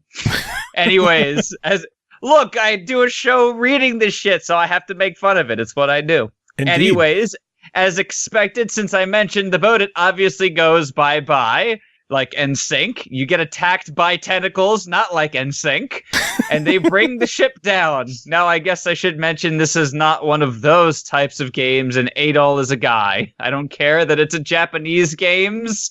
You realize you wrote it like that? Oh, you're going to run into a bunch of those. have fun. These tentacles are not those type of tentacles. Oh, dang, and I got the Senran Kagura body pillow out for nothing. Supposedly, anyways. You awaken now a castaway on a remote and cursed island. It's up to you to not get killed by the beasts that roam the island. Find other castaways and find a way off the island without becoming a toy for the tentacles. Have you seen Swiss Army Man? No. Okay. Are you familiar with the premise of Swiss Army Man? No. So Daniel Radcliffe, I believe he won an award for playing a corpse the entire movie. Oh. And I think I do know this one. This is the one about the guy who's stuck on an island and this corpse is magic, and he basically rides it like a boat because it keeps farting. Yeah. Over to Yep, it's really fucking weird. And I can't do it justice, but this is probably something that could be resolved by Daniel Radcliffe in the game. Maybe everything could be solved by Daniel Radcliffe in a game. The game eventually gives you 6 Charitors, total 3 of which are used in the party at any given time, and they switch out super easily even in the middle of combat, which is all real time, which I love. Combat is fairly fun as there's different types of damage and enemies are weak to specific types, so it is a weak point for massive damage. So it's always good to keep one of each of the 3 types in your party at a time, or if you're fighting against a group of same type, to put 2 of that type in your party so you can fuck everything up more quickly. I hope you're taking notes. There will be an exam on this after after the lesson. Special attacks are, well, not that special. You unlock a ton of them for each character, and your special attack gauge raises pretty fast, so you can use them numerous times each fight. You can have up to 4 specials equipped for each character, and those attacks are leveled up as you use them, which takes a while, but it buffs the strength of the attacks up to max level 4, I think it is. You start at 1 and rank up 3 times, I believe, maybe just 2 times. I'm not sure anymore. It's been a while since I've had one not maxed at this point, and I'm kind of hungry. You added that. I will editorialize this as much as I need to. Audio is great. Visuals are okay. I mean, this isn't a standard console game. It's a port of a Vita game, so it looks a bit dated. It reminds me of the Neptunia games or the Tales of games, even. That's the visual style. Very basic and straightforward. I that kind of style myself. See, I thought the game on PS, because I checked it out on PS4 a while back, I thought it looked fucking incredible. I would imagine the Steam version would look good as well. I don't know. So, like, Vita upscaled ports are hit or miss. It depends on if they redo any of the original animations or static images, and also what the engine is running. But it mostly results in this. It looks better than a PlayStation 3, but not as good as a PS4 game because they didn't really design it to go this high res. I've seen these played on the Vita, and it runs well on the system, and they had to degrade some of the visuals to make it run well there. And if they're taking those assets and pulling it up, unless they spend an inordinate amount of time making it look good, it's just going to look okay. True. So there's my actual editorializing. There you go. Now, I mentioned that it's a port currently. This port is okay, and that wouldn't have been the case even a week ago. It's still finicky, and if you get photosensitive seizures, don't get the game, as there are strobe lighting effects that show up that aren't supposed to exist. Oh boy. That's not good. I know from personal experience, was not fun. Most of those issues were patched just recently, but some of them still persist, so that is a medical warning currently still. There are some other annoying bugs in the game, but they're fairly minor. Until the most recent patch, strobing was really bad, and so was crashing. I put over 40 hours into the game, and about a quarter of that was redoing stuff from crashes, and about 7 to 8 of that was getting through an area slowly because it was strobing like crazy. Now that it's fixed, I've moved through that area in less than an hour. So it's still a bit buggy, but NIS is working on it, and sadly / annoyingly, this seems to be fairly common with NIS games. Can vouch, that's unfortunate.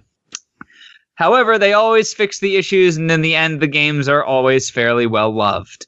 I didn't get through as much of the game as I'd like to as I'd have liked before doing this review, and that is because of the crashing and strobe lighting issues, which have both recently been fixed. But for 4 to 5 days, I sat with my thumb up my ass, waiting, hoping a patch would come through, and it did, like just this week, and I've been on the game nonstop since then. I just want to point out that I am incredibly mad that she said I'd of instead of I'd have. I would also like to hope that the person who reviewed this did wash their hands after sticking their thumb up their butt. Going back to the game. Now, for $60 right now, hell no. Honestly, I think the game should be to like $30, $40 range. That's grammar. It's like I'm right there yesterday when I was doing this with other material. But it's a Vita port, and I think handheld games and their ports should be cheaper than console games, but that's not how life is. But regardless, with the finicky game behavior, I would say not to buy it right now. Wait 2 to 3 months, but then hopefully all the bugs will be gone completely, and it'll be worth calling it a full, proper game. I think wait till it's on 25% sale or something, and then the price would be more aligned to what I think is appropriate. Sorry. But the game is worth owning. It is a fairly fun game. It has a decent story that's mostly fun-loving, but has some tear-jerking moments in it, and it's shaping up to be a 60 to 80 her game. 80 her game. It's a shame that NIS games, or at least this one, just has run into so many issues with the PC port of it. The game got delayed for a while, came out, still had some issues, but at least they're still working on it. Still runs better than Arkham. Yeah, it does. Also, who wrote this review? Dark Mika. Okay, Dark Mika, 82 out of 100. I liked some of your phrasing. Your grammar and punctuation needs a lot of work. Might recommend an outside tutor. I'm telling you, the biggest thing that got me there is I'd of. You really don't like that. It drives me crazy when people say things like should of, would of. That's not a fucking thing. It should have, or an apostrophe VE. Do you people not know? Ugh. And how have you come on Friday Night Fanfiction 2 times already and survived? You've only had me on once. Well, we can change that. I've been wanting you to change that. I sent you the link. All you gotta do is sign up. You didn't send me a link. I did send you the link. You told me about a link, but you didn't send me a link. I gave you the website. You told me at MagFest. No, I sent you the... We can talk about this during couples counseling, Joe. You son of a bitch, I will kill you. Oh, Steve, are you going to stick around and listen to more reviews, or are you going to bounce? I'll stick around till 10:30, and then I'll skedaddle. Cool. Well, then we will jump on to the next game, and that is called Outbreak: The Nightmare Chronicles, developed and published by Dead Drop Studios. Released May 1st on Xbox One for $4.99. As the city burns and countryside is engulfed by the epidemic, you're now alone and forced to live with this new reality. Monstrous beasts and disfigured remnants roam freely with their numbers increasing rapidly. Scattered and separated from your fellow survivors, you fled to a large manor estate to escape the relentless horde. Your only goal now is survival, but somehow you know your fate is already sealed. Cole, tell us about this one. Hi, I've played these games before. So Outbreak: The Nightmare Chronicles is the third in the Outbreak series from Dead Drop. It is pretty much exactly like the last one. I was mentally confusing this.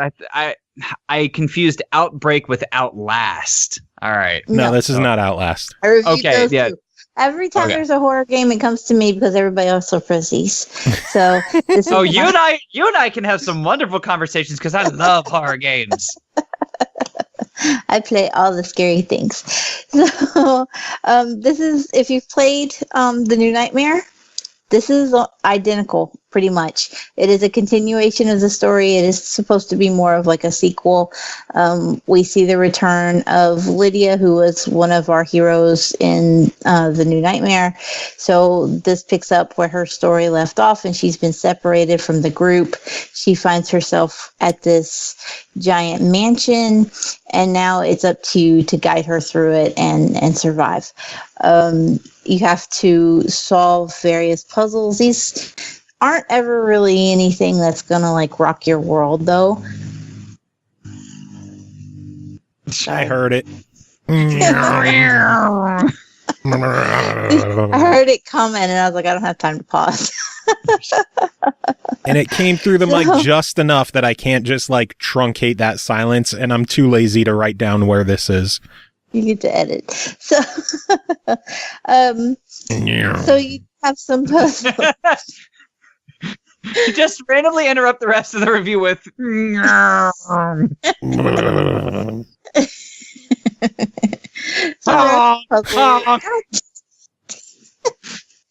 I've seen this show before.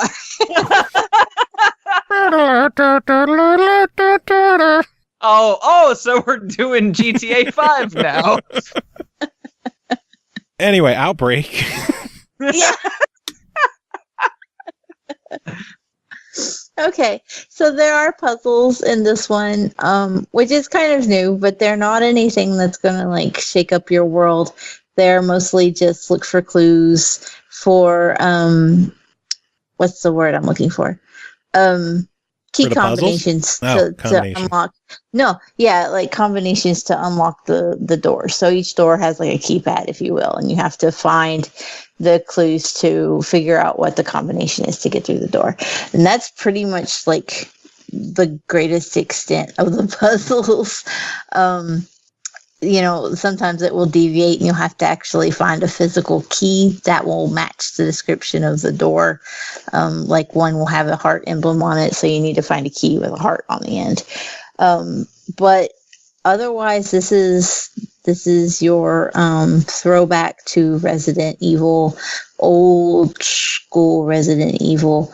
We are talking tank controls. You do have the option between modern tank or classic I hate my life tank controls. Wait, there's a difference? Oh yeah. So like classic old school tank is basically you press left or right to spin your character and then forward or back to move them in the direction that you spun them to. Yes. Whereas modern tank actually lets you use the analog stick like you should use an analog stick. Okay, I thought you were going to say that current, like, modern tank is where you use the forward and backward button on the directional pad, but you have to use L1 and R1 in order to turn and change direction. Don't give them any ideas. I fully expect that to pop up as an option now. We call that Mega Man Legends controls. Oh, God. Yeah. That's let's see if we can make Eternal Cry tank mode. I really don't care for tank controls. I've gotten used to it, and as far as the Outbreak games go, and of all three of them, this one is the most tolerable as far as the tank goes. Even though it's very similar, like it just feels like it's more responsive. There were options in the settings to, adjust the controller dead zone and stuff, which helped. I was able just to set everything down so that I could spin in circles if I needed to, and it made life a lot easier because you can't even aim at the zombies, and then I shouldn't say zombies. There's different kinds of monsters, and they're monstrosities. The term zombies doesn't get used in the game, but they're zombies. You can't even just like aim and walk while you're aiming. If you pull the left trigger to aim, she stands still. And like old Resident Evil games. Yeah. So I mean, it's. Thank goodness for being able to set down the sensitivity because otherwise it would have went a lot worse for me. The whole point is basically just to get through this manor. And as you're doing so, you're going to uncover different types of little bits and pieces of the backstory.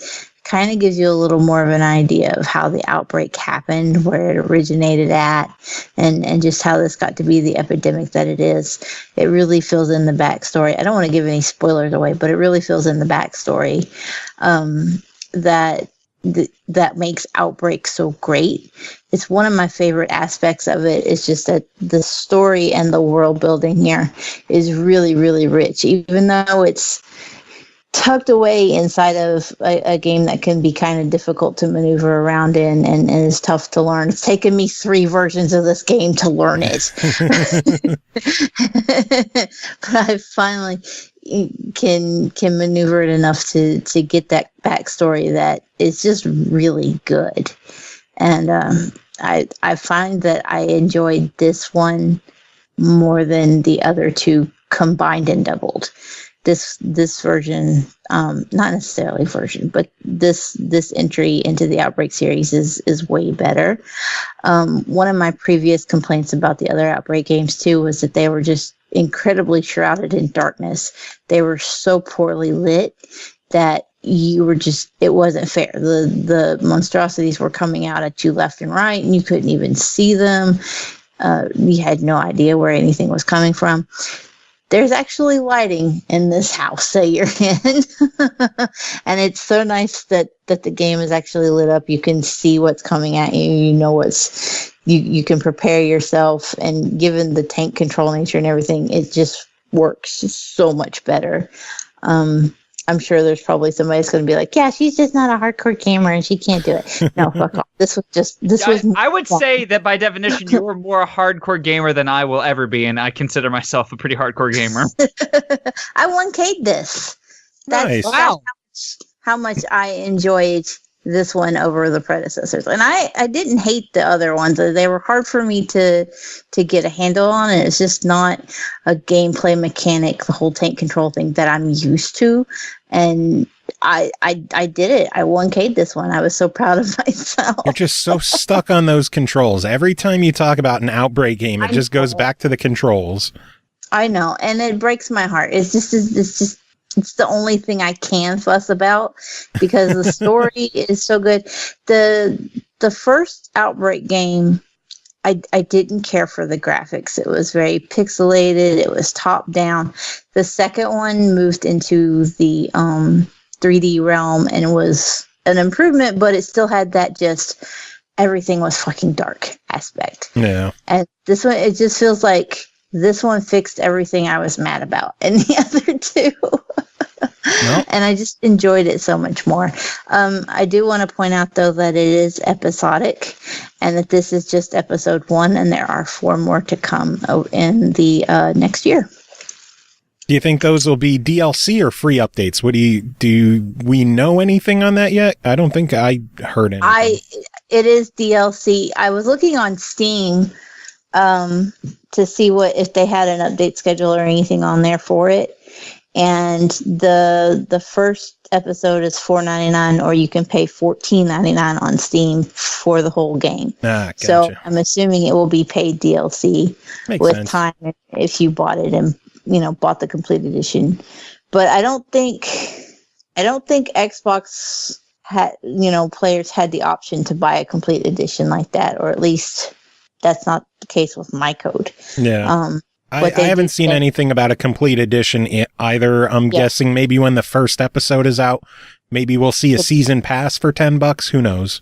That could be that might be it too. I didn't even think of it doing like a season pass, but it's everything that I would normally complain about. It feels like it's been improved, and it was a much more enjoyable experience, and I'm really happy I played it. Cool. So $5 for episode 1. What is your verdict? Buy it. Okay. Oh no, I had I had flashbacks because $5 for Star Wars Episode 1 in any form is not a good bargain. Wrong episode 1, Stevo. Yeah. I hate sand. It gets everywhere. Sticking around for one more, Stevo? No, that's it. I am out. Okay. Go play Outbreak. I'm tempted to. I still need to beat Amnesia: The Dark Descent because that game is so scary that I have not been able to beat it. Well, then go do that. That'll be your homework for next time you're on. Oh, no. I'll see you in a couple years, then. All right. Always a pleasure. Good to see both of you again. Have a great night. Have a good one, Stevo. All right. Next game to talk about is called MLB Home Run Derby VR, developed and published by Major League Baseball Advanced Media, released April 26th on PlayStation VR and on Steam for Oculus and Vive for $19.99. Home Run. Step into the diamond and crush it in the most immersive Home Run Derby VR game to date, presented by Major League Baseball. Feel the action and power of every swing with motion-based controls. Swing for the fences in the most authentic virtual reality MLB ballparks ever created. That explained the game. It is VR. So you put a headset on and you have, at least on PlayStation, you have a Move controller. And once you are in the game, there's a title screen, and then you start the game, and you are in the stadium. You are either in the Washington Nationals Stadium, Cleveland Indians, or the Miami Marlins, and then you have a minute and a half to hit balls out of the park, and you get points based on how far your balls travel. You get a bonus if you hit a home run. If you hit multiple home runs in a row, you get a multiplier to it. So it's all about consistency in getting a good hit, a good solid connection with the ball, and sending it out of the stadium. You have a minute and a half to hit as many home runs as you can, or score as many points as you can, and then you're done. And you can either hit the T button on the Move controller to play again, or you can hang out for a couple of seconds and it kicks you back to the main menu. And then from there, you can play again. That's basically the whole game. I've been doing streams of a lot of the VR stuff that we get in. I'll do streams on Twitch. And I tweeted out, hey, I'm about to go live with Home Run Derby. And I think the stream lasted 15 minutes because there's not a lot to the game. It's a fairly tiny overall package on what's there. I wish there were more stadiums in the game. First off, only 3 stadiums is kind of a bummer. Like, I would have loved to be in Yankee Stadium, knocking them out, just because I hate the Yankees and I could have flipped off everybody in the crowd. And it would have been nice to have more modes in the game. I don't know what other modes you would put in a home run derby game, because the whole point is just hit home runs. Maybe a longer duration of time, possibly. So you can hit more balls. Yeah, I really don't know what else you would add to this game besides more stadiums to be in. They have leaderboards, so you could keep track of how well you're doing between left-handed, right-handed. They have a standard difficulty and then a professional difficulty, which I didn't bother with because I'm awful enough the way it is. I will say the game is a pretty solid workout. I was sweating my ass off after those first 15 minutes. I played a couple more times by myself later on, and I'm not that great at the game, but every now and then when I would actually hit a home run and watch it go out of the park, I would be thrilled. I'd be like, wow, I fucking hit a home run in Miami Marlins Stadium. I just nailed a 489-foot home run. Holy hell. It's a really, really cool experience for however much time you sink into it. It is fairly addictive. It's always that thought of one more round. Let me beat my high score. Let me see how many home runs I could get this time. Let me see if I could actually get a back-to-back home run in this. But it's fun. $20 is kind of steep for this given what's there, but if you're looking for a fun home run derby game on PlayStation VR, I mean, there's not many other options. So $20, I give it a solid try. It's fun. It's something that you're going to bust out at parties and just have a good time with. Is that the one where you messaged me and you were like, I'm about to go live, and then you messaged me right back and was like, never mind? Yeah, pretty much. Okay. Yeah, it was like 20 minutes later. I'm like, stream's over. I felt bad because there really wasn't that much to show off, given that there were only 3 stadiums. It was fun. It's really fun, really addictive. I just wish there was a bit more content-wise. Maybe they'll add more parks via DLC or via free updates. Who knows? But it's a hefty price tag for just VR for like 15 minutes. Yeah, it's VR. And this isn't something that you're going to spend 15 minutes on and never play again. This is like a quintessential party game. It's like, hey, want to bust out the VR and do something cool? Yeah, man. How about fucking home run derby? Dude, that sounds awesome. Let's do it. Is that how those conversations really go? Kind of. I don't have VR. I was just curious, and I don't ever have anybody come over. So. When Chris came over, he was like, I asked if he wanted to try something in VR. He's like, dude, do you have Super Hot? I'm like, yeah. He's like, oh, I want to play Super Hot VR. So I base all my conversations around Chris and his reactions. I'm not sure that's the best idea, Joe. Dude, fucking dude, man. Oh my God. All right, tagging Cole out for a little bit. We're going to do some guest reviews because that's what we do on this show anymore. Jacob Garner, how are you doing? I'm doing generally okay, provided my iPhone doesn't explode during this interview. Why would it explode? Well, so I've been having battery issues for a bit, and it got even worse with the latest iOS update. So I took it to the Apple store, and they're like, yeah, you've got a hardware failure imminent, so you should probably go buy a new iPhone. Because yesterday it was, like if you leave it out in the sun too long, you can actually like heat up your phone to the point where like it won't operate correctly. Mm-hmm. Well, it was in my pocket, like walking around, like I was just like walking around the house, and apparently it was on that for 7 minutes, which the guy at the store was just like, yeah, that's not supposed to be a thing. You are a train wreck waiting to happen, Jacob. I know. So it looks like I'm going to have to get a new iPhone soon. Nice. So video games, what do you think? They're okay, I guess. Well, you got 3 of them to talk about, so let's start things off with Super Mega Baseball 2, developed and published by Metalhead Software, released April 1st on Xbox One, PC, PS4 for $29.99. Also a part of the Xbox Games with Gold program, which is pretty goddamn awesome. The critically acclaimed Super Mega Baseball series is back with gorgeous new visuals, deep team and league customization, and long-awaited online multiplayer modes, accessible mechanics, deep skill curve, visceral pacing, lighthearted vibe, serious simulation. Jacob, tell us about Super Mega Baseball 2. Well, that description's actually pretty apt to it. I mean, aside from the RBI baseball game that we reviewed about a month ago. Has it been a month? Something like that. Feels like it. Somewhere around there. Yeah. So aside from that, I haven't had to play a baseball game in forever. So I fired it up a couple nights ago, and I'll be honest, right off the bat, I thought, like, great, this is just going to be like RBI again. I hate everything about this game. But I took the time to, like, start fiddling around with, how the game works and all that other kind of stuff.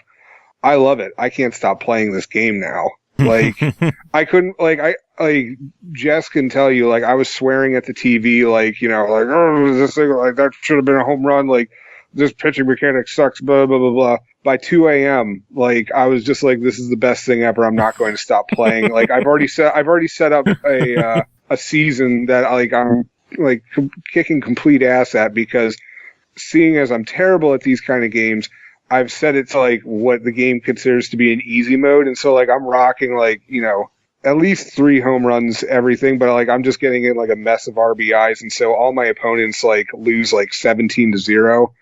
And 17-0, bitch. You got to step your game up. Hey, I know the game is supposed to be played, like, to be a bit of a challenge, but I'm having a blast with it. That's the beauty. The game doesn't have to be set up to be a challenge. There are legitimately 100 difficulty settings in the game. They have the ego mode, which you could basically customize the game to however difficult you want it to be, ranked from 0 to 99. And if you're playing at 99, you got some balls on you, man. Right, and I think there's actually achievements attached to the 99 one. But the game starts you off at about 15, which is a little bit of a challenge. Like, shut up, Joe, whatever. Anyway, I knocked it down to 0. But, like, the thing is that it also helped me learn, like, the mechanics of the game. With hit, like, I still don't quite get hitting, like the power swing. So I don't quite... What? I can't get over the fact that you think 15 is hard. It's a bit of a challenge. Dude, I was winning games 48 to 8. I haven't fired it back up since then, so maybe at this point I'd be fine with it. Maybe. Yeah. But, I won a game 48 to 8 earlier on 15, and it's because I got bored near the end and I wanted to stop winning so much, so I bumped the difficulty up. And I was just like, let's end this game. It's been almost an hour. I don't know. You're just bad at games. Well, that's fair. I mean, like we pretty much admit that every single show I'm on, but yeah, true. At this point, I'm having a blast with it. Yeah, so. the game is absolutely fantastic. We covered the first game back when it launched a couple of years back. Loved it then, and I love pretty much everything they did with this new version, including the ungodly in-depth character and team customization options that they have in this game. Honestly, that was one of the other things too, because they're not based on like real life baseball teams. Like I didn't have any idea like what I was supposed to be doing with them. But then, what is it? Like there's like 20 teams that you can choose from, 2024, somewhere around there. There's a bunch, a lot more than the first game. And it gives you descriptions as to like, oh, well, this is how they play on every other thing. And so, you know, if you're really just looking to like have a good time and just like whack some baseballs and like, you know, win every single game, it tells you, all right, this team's the power hitters and all this other kind of stuff. And so if you have a certain play style, they'll have a team that's already pre-made and it matches what, you know, what you need to do to be able to win. And so I just really like, I loved that feature, like, because that was one of the things that like, once I figured that part out, it made the game a lot more fun for me. No. I'm talking about the customization, though, where the people who don't just want to settle for a pre-made team, you can have absolute complete control over your entire team. You could create the name, the logo, the characters. You could rename every single character. You could readjust the stats for every single character. If you want to be an asshole and have a team of all the players being 99 in every stat, you could do that and just be an asshole like me. I think there's an achievement for that, too. There's one for setting one player to all 99s. Oh, yeah, that's it. Yeah. Yeah, because I was looking through the achievements last night, but you know, even in terms of season, you could do the standard seasons and the standard playoff modes that they have in the game, or you could create your own leagues in the game. I'm blown away by the amount of customization in this game. Yeah, it's really well done, and it's a lot of fun. It's a lot more than I was expecting it to be. And thankfully, I did a little bit of time with the beta, and one of the things that seemed to be somewhat lacking in the beta was some of the trademark humor from the first game, and it looks like they did tweak that a bit. I hear the funnier umpires a lot more frequently. I've seen a handful of times where you peg a batter in the head and they just drop like a brick. It's fantastic. I've hit pitchers a few times. Yeah, I'm surprised by that. Oh my God. The first time you hit a line drive and nail a pitch. Oh, it's so fucking cool. Yeah, I recorded a clip. Although I was a little surprised. If you hit him in the chest, nothing happens. You have to whack him in the head. Mm-hmm. So decapitate a son of a bitch. Yeah, I was hoping to take out more people, but you know, this is baseball, not Grand Theft Auto. Very true. The only things that, like, you know, now that like I found my groove with the game and you know I'm really digging it, the only things that I don't like really like about it is that first off, there's no real home run derby mode like RBI has. Mm-hmm. Which is a lot of like for me that's a lot of fun, and I still play the home run derby mode in RBI. Like that's actually the only part of the game I still play.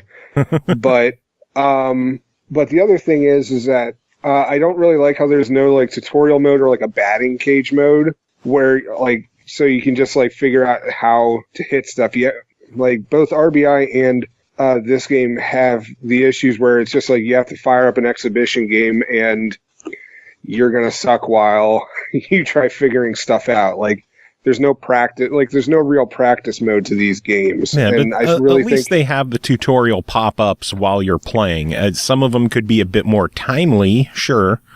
Yeah, because some of them don't pop up until after like the event's already occurred. It's like, oh, you should have stolen that base. Well, let's teach you how to do it. Yeah, like, pretty much. Thanks. That doesn't help. Although on the bright side, at least it doesn't hammer you menu and like tutorial and tutorial and tutorial one after another, and you're just like, I want to play the goddamn game.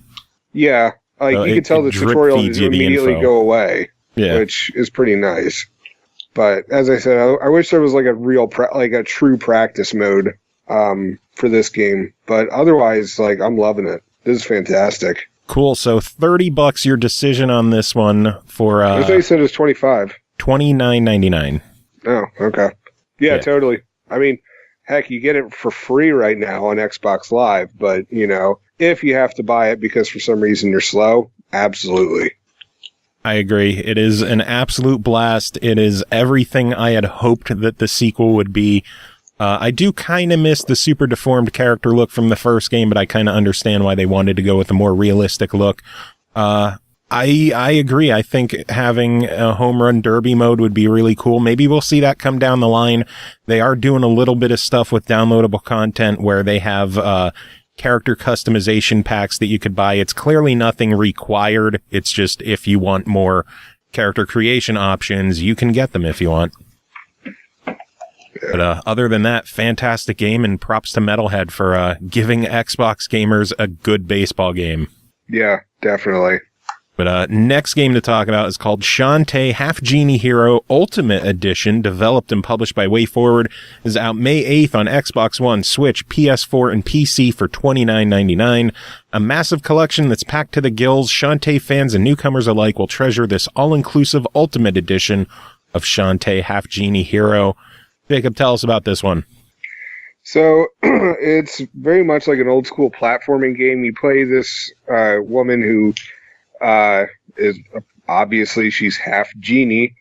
Sorry, I had to burp. Weird. So anyways, you get all these different, like, you have these powers. The first one that you get is like related to your hair, and you can use it as like a whip to destroy enemies and stuff like that. But as you go through the game, you can get different powers that help you to do various things. And of course, you have to go back to levels you previously played, so you can go through them and unlock stuff that you didn't get before. But pretty much the whole game is that you have to defend this town called Scuttletown from this attack from this pirate, Risky Boots, I believe is her name. Mm-hmm. Like this is the first game in the whole series I've ever played. So. Really, dude, Yeah. you're missing out on some shit. Yeah. I know. I'm a big fan of this game. I really enjoyed it. Spoiler for my review. But so your uncle's making this machine, and you have to like go around the world and like get all these parts for him. And should I keep describing the plot, or is that like going into spoiler territory? You're probably getting into spoiler territory. You got to save the town. Okay. Yeah, you have to save the town. And save the world. I would hope most stuff. of our audience knows the plot of the Shantae games, given how much we've covered them. So the main question here is, how much content is in this Ultimate Edition of the game? Holy crap. I mean, I'm assuming that this is far more than the original version, but they include a lot of stuff. There are new you obviously get the new outfits with it, but there's extended DLC which offer new levels. One of them is from the point of view of Risky Boots, where she gets to explain why she did what she did. There's another one that's like an alternate universe kind of thing. Mm-hmm. I don't exactly know how to describe it. I think it's more like, if something hadn't occurred, then like this is how it would be, or something like that. And then there's this thing called the costume pack DLC, which gives Shantae like at least three different new outfits, and each one of them has their own little mission that goes along with it. Like one of them, she's like a ninja, and she can throw ninja stars. Yeah, we covered the costume DLC like a week or two ago. Well, it might have been a bit longer than that, but I know we covered the costume DLC fairly recently. Oh, okay. Well, then, well. So basically, this is the game that everybody knows and loves, with all of the DLC all smashed together in one convenient package. And yeah, and from what I've read, if you it also includes Kickstarter backer stuff. Mm-hmm. So if you missed out on it the first time, this is how you get it, which is pretty neat. Yeah, the Tinkerbat dance. Right, and I've seen the day one editions that the Nintendo Switch and PS4 got. They look pretty sweet. With those, you get a art book and a soundtrack CD. Yeah, it makes me sad that Microsoft is so strict with their print run limits on games and keeps a bunch of cool collector editions from showing up. Oh, that's disappointing, because honestly, like, The art book's pretty great, and I mean, I really enjoyed the music, which is done by Jake Kaufman, who I got to meet at MagFest that one time I went. Yeah, you should go more often. I keep saying that, but at this point, the crowd that thing draws, holy crap, I wouldn't be able to handle that. You can handle it. That's way too many people. Suck it up, pussy. So, massive package, $30 on this one. As a brand new Shantae fan, what do you think of it?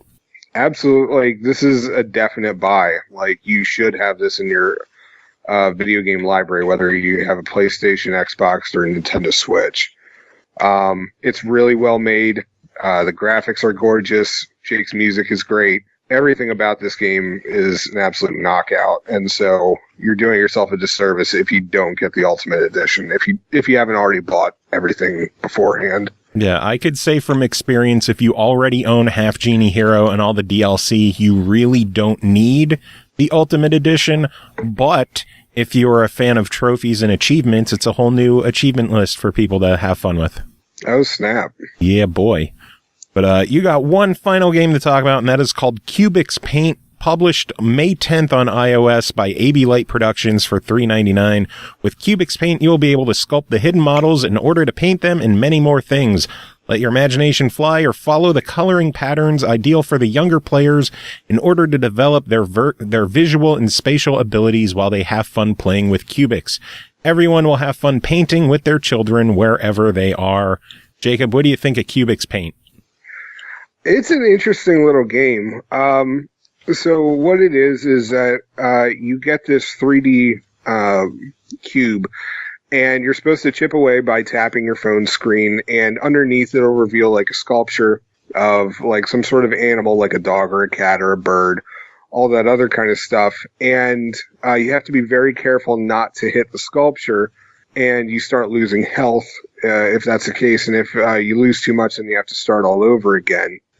I can imagine that this is more fun on an iPad than an iPhone, but the game does allow you to blow up the screen a bit just so, you can get those precise taps in. And then afterwards, you're given the chance to paint it if you want to, which it becomes kind of like a paint by numbers game, which it's I don't know. It's a neat feature. It doesn't really seem to do anything for the models other than it like puts a wreath around it on the model select screen. Mm-hmm. But it's a nice activity, and it's definitely a decent time killer. I had more fun with the like chipping away at the sculpture thing, more so than the paint. The paint was a little tedious, but all in all, I thought it was fun. I think it retails for what, like $3-4, I think? $4, $3.99. Yeah, $4. It's definitely fun. I'd recommend checking it out. There is an AR feature to it, but I don't know. To me, it felt kind of forced and a little unnecessary. But if you're all about the AR features for iPhone games nowadays, then have at it, but I didn't really see the point to it. Well, I will take your word for it, since you are the pro when it comes to all things useless and unnecessary. Jacob, it's always good having you on chatting about this. What were you going to say? I was going to say, because I think I've reviewed games by AB Light before, because they did the RC car game, right? Mm-hmm. You're going to have another one coming up soon, too. Oh, okay. I was going to say, this one I actually preferred of their games. I mean, both of the games that I've had to play for them were fairly solid, but this one I felt was far more enjoyable and more intuitive than the RC car one. That one, I feel like the technology's not really there for it, or not there for it yet. But this one, it's definitely all ages. Anyone can grasp it. I'd recommend checking it out. Cool. Sounds good. Anything else? I don't know. I mean, I could start talking about other things just to annoy you. No, then I'll just do the spiel. Jacob, always good having you on chat about this stuff. Do you have any final thoughts before we send it back to me and Cole with the rest of the reviews? No, not really. I'm looking forward to going back to playing more baseball now. Cool. Burn in hell. All right. Fuck off. All right, next game to talk about is called Drago Dino, developed by Teal Rock Studio, published by Plug-in Digital, released April 27th on Xbox One and Switch for $9.99. Meet Bob, a cute Drago Dino, and guide him through 10 levels of the Forest Kingdom in a quest to recover his lost eggs stuck atop a giant tree. Fight your way to the top in Drago Dino, an epic adventure set in an ever-changing world. Cole, what is Drago Dino? Drago Dino is a platformer. It's not exactly an overwhelmingly difficult platformer. It's just a vertical platformer. Like, what was that? You didn't hear it? No. Oh, I don't know what it was then. I thought Skype did a thing, but I guess not. I don't know what we're talking about. Let's try that again. Drago Dino is a vertical platformer. It's not overwhelmingly difficult, but it is just you trying to get your dinosaur up the tree in the forest and retrieve his egg. There's apparently a whole new species of dinosaurs that evolved after a meteor hit the planet and created these little offshoot islands in the sky. I think it was Scathoria is how you pronounce it, is the name of the the islands in the sky that they live on. And so they've evolved into these Drago Dinos, and the eggs are incredibly rare. Like it's not something that happens often. So when one gets stolen, it's a huge big ordeal, which means Bob has to go catch it, find his kid. It's like God of War, but with less mythology. Yeah, I see all the parallels to God of War with this game. I don't know.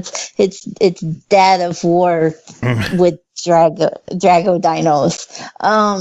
Drag of War. Yeah, that has a whole different connotation in my head. Now I see Kratos with like a wig and pink makeup. I look fabulous. Boy, girl. Anyway. Sorry. Collect yourself. Go save your egg at the top of the forest. The whole story sets up around the fact that you're supposed to be Bob going to save the egg, but it actually does give you the option to choose between Bob or Lola when you start playing. Bob looks more like a T-Rex with wings, whereas Lola looks more like a Triceratops with wings. There are some minor differences between the two. Lola can take an extra hit. She has 4 health points, whereas Bob only has 3. But she moves a little slower. Once you actually start a level, you have various enemies around the section. Each level is broke down into, I think it's 5 sections, 4 or 5 sections.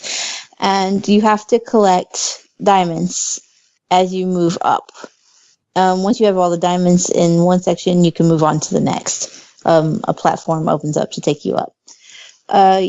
You have basic, platforming abilities of run and jump.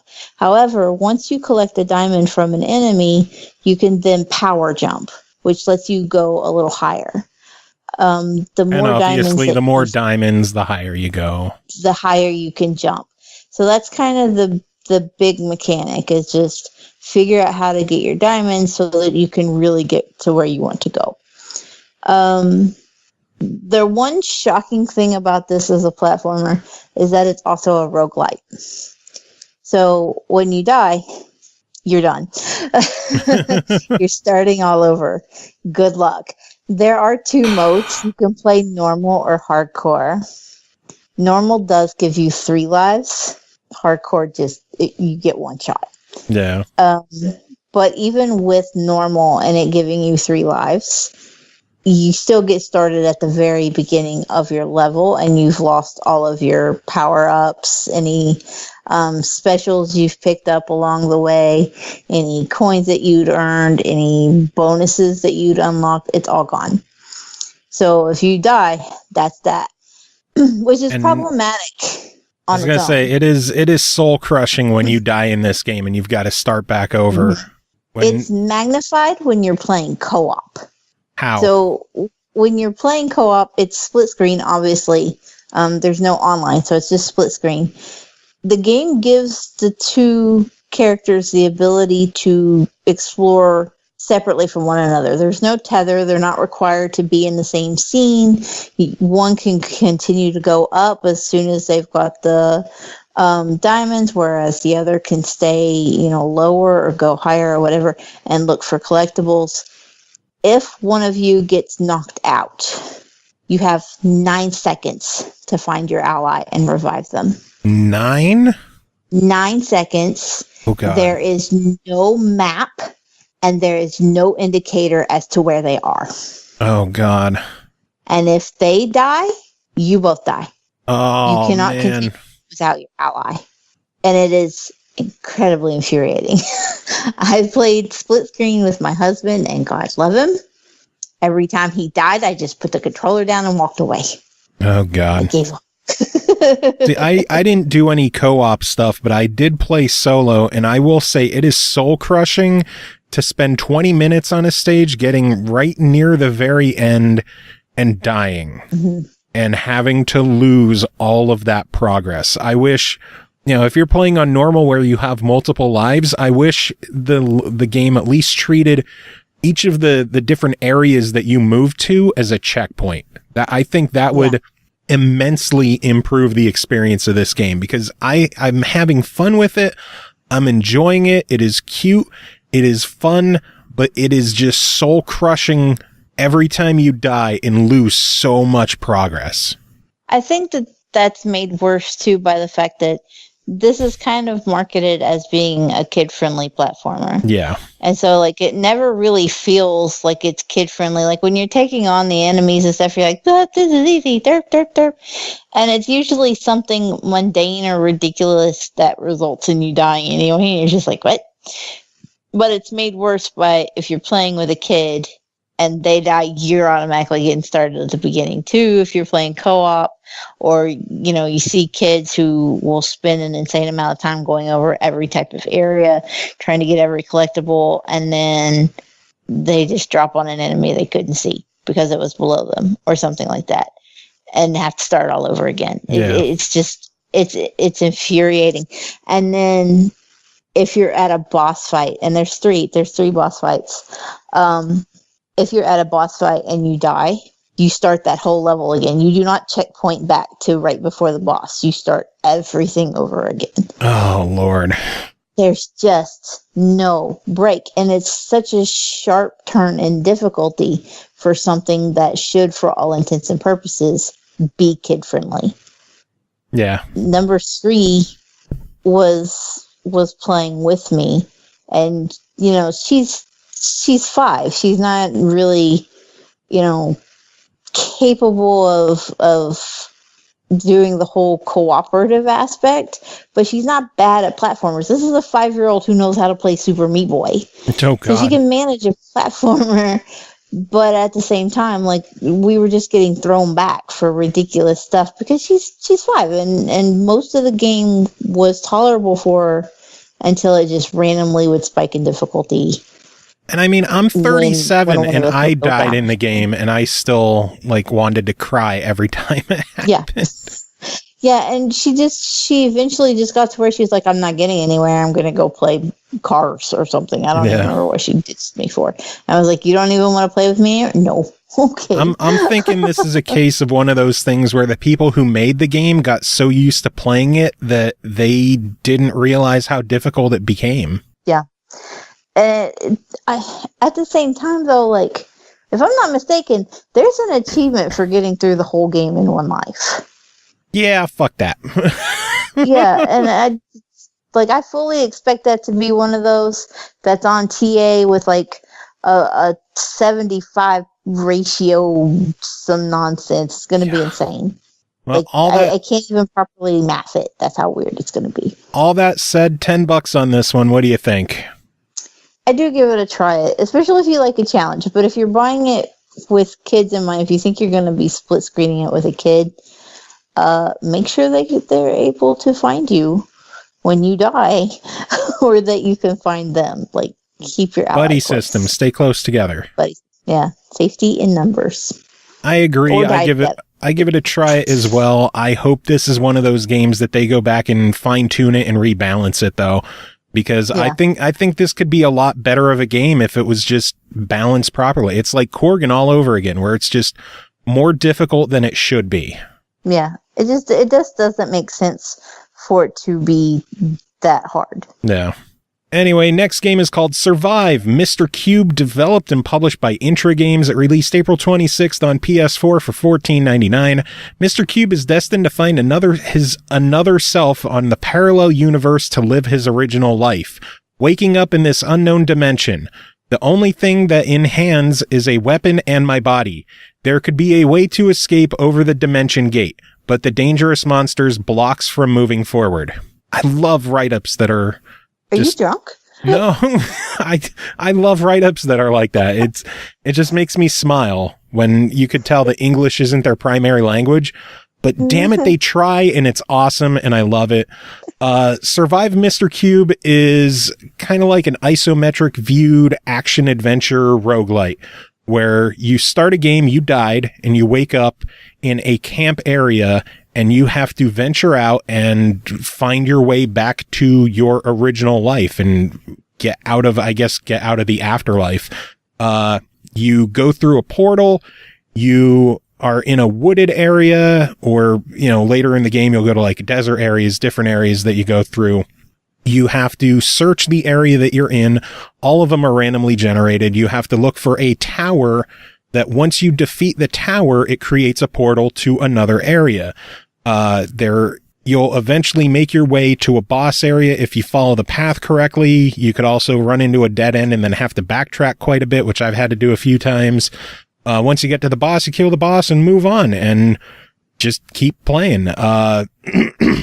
If you die, you basically start back over with a whole new person. New starting weapon. You can examine the grave of the previous Mr. Cube, and sometimes you get a little bonus from there.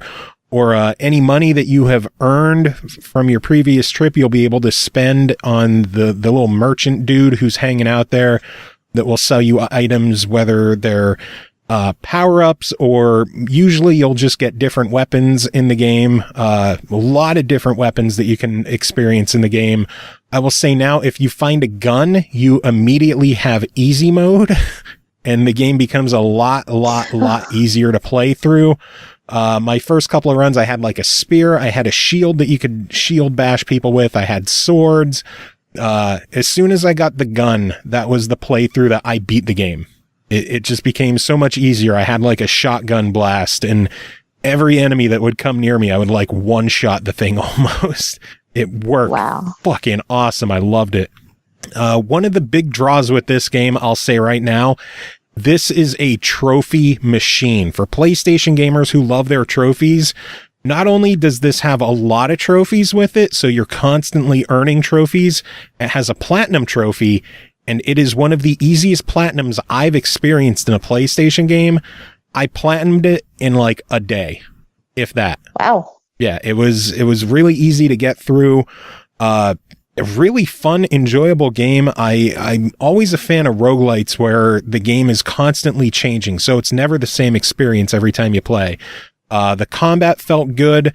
I kind of wish the character moved a little bit faster, but they do have, they do have power-up potions that you can get that allow you to either move faster, they'll heal your health, they'll heal your stamina, they'll make you stronger. The agility potions to move around quicker, I would find myself hoarding those just so I could explore the different areas a bit quicker. You're never going to be in short supply of potions for the most part. There's treasure chests everywhere. It just comes down to what is in the chests and what type of potions you get. I guarantee if you're running low on health, you're going to get anything but a health potion. But if you're full on health, you're going to see plenty of health potions. So just stockpile them. You could hold up to 4 potions at a time. I usually would hold 2 health potions, a stamina potion, and an agility potion. And if you open a chest and there's a new agility potion there, pop the one that you have and pick up the new one. and just continue on with the game. There's not a super amount of depth to it. It's just really fun, really enjoyable, easy trophies, and it's addictive. I love games that you can just sit down and play for either 10 minutes or an hour, and you just keep thinking, let me do one more run. Kind of like Home Run Derby. Yeah. You just want to do one more run. $15 is a smidge on the high side price-wise, but it's still enjoyable, so I give it a solid try it. Sounds good. Next game is actually some DLC to talk about. X-morph Defense European Assault DLC, developed and published by Exor Studios. Game originally released last August for $19.99. European Assault DLC released March 26th for $4.99. This add-on includes a new story-driven mini-campaign happening on the European front. The action takes place parallel to the main story campaign and focuses on European military forces trying to repel the X-morph invasion, wreak havoc across Finland and Holland before concluding in an epic destruction-fueled showdown at the Eiffel Tower in France. Cole, tell us about this DLC. Holy balls, this DLC is insane. Absolutely insane. I had not played X-morph up until you gave me this for review. And so I had to start the whole campaign. And I got to a point where I was like, well, campaign's kind of tough, but I'm gonna hop over and do the DLC just because that's what I'm supposed to review anyway, right? The DLC on very easy was incredibly frantic, and then I went back to the main campaign after I beat the DLC, and I was just sitting there like, this is so easy, why was I struggling? There are new weapons involved, both on the alien side and on the human side, that dramatically changed the way that the game plays. It's kind of a shock that these had to be crammed into DLC. I think they would have been fantastic as part of the main campaign missions. In DLC though, it kind of feels like it's just like an onslaught of, okay, you're in Finland. Here's 3 new weapons the humans have created against you. Deal with them. Okay, you're in Holland. Here's 3 new weapons the humans have created. Deal with them. And it's like, boy, it would have been nice if those were a little more spread out. Like in the main campaign, you play a couple of levels. The humans get new tech against you. That's a boss battle. So it feels like instead, the DLC is like a 3 waves of boss battles, just constant. Okay, they've got a new weapon. It's been 15 minutes, 2 waves, time for another weapon. And it's just very fast paced. And it just feels different when compared to the main campaign. It's not bad in any way. The weapons that the humans come up with against the X-morphs is just incredible. And the way that you have to reimagine how you've played the game to get around those weapons. I don't want to give spoilers on the weapons, is what I'm trying to do. The way you have to reimagine how to play the game is really incredible. It adds a whole lot of depth, and it gives you something to keep going back to and fighting against. Unless you're like me and you play on very easy mode to make life easier for you. Because I don't want to get smashed by weapons immediately. Joe? Yeah. Okay, you were very quiet. I'm sitting here nodding my head and agreeing. That doesn't help me. So a lot more frantic, a lot more crazy. But cool new weapons. Incredibly well done. Yeah, it is incredibly well done. I do wish there were just more than the 3 missions. Again, it just feels like it's all just kind of crammed into 3 sets really quickly, and I would have liked to have seen it spread out a little more. No. But the whole concept of turning the Eiffel Tower into a weapon and just, if the humans lose it, it's a huge morale drop. And it was just incredible. There was a lot of weight to it, like which side is going to make it. Obviously, in X-morph, you're playing as the aliens. And so, you're just like, I'm going to crush all the humans' hopes and dreams. Makes sense. And morale boosts against them. So it was a lot of fun, though. I really did enjoy it. So you also played the full game for the first time. So I want to know, first off, $20 on the full game. What do you think? Because we gave it a buy it previously. I stick with a buy it. I really do. I didn't think that X-morph was the kind of game that I would like to play. I'm not much of a tower defense fan. And a lot of times I'm just like, okay, there's a place and I can't let things get to it. But I enjoyed this strategy aspect of X-morph enough that it just made it different. And the whole fact that you could play it, if you were playing on Super Pussy Crybaby mode like I did, you didn't have to stress about the tower defense side of it. You could just fly around and shoot shit and be happy. And I did. I would set up a tower whenever it made me, but otherwise I was just like, I'm going to blow up everything. Nice. And you can do that. And so the fact that I didn't have to play it like a tower defense if I didn't want to was the greatest thing about it. And it's visually insane. I didn't expect all that from it visually. There were a few moments where I was like, this is a little Halo Wars-ish. I'm waiting for a Brute Chieftain to come running out here. Cool. So X-morph keeps its buy it rating. DLC, European Assault DLC, $5. What is your verdict on that? Definitely gets a buy it as well. If you're gonna, enjoy the game, and if you've played it and you've had fun with it, and you just wish there was a little more, there's a shit ton of levels there already. But if you'd like a little more, or you just want to fuck up the humans with the Eiffel Tower, you should definitely pay $5 and buy it. And I already did, because I thought the full game was amazing, and I can't wait to play more. I really need to sit down and play the DLC.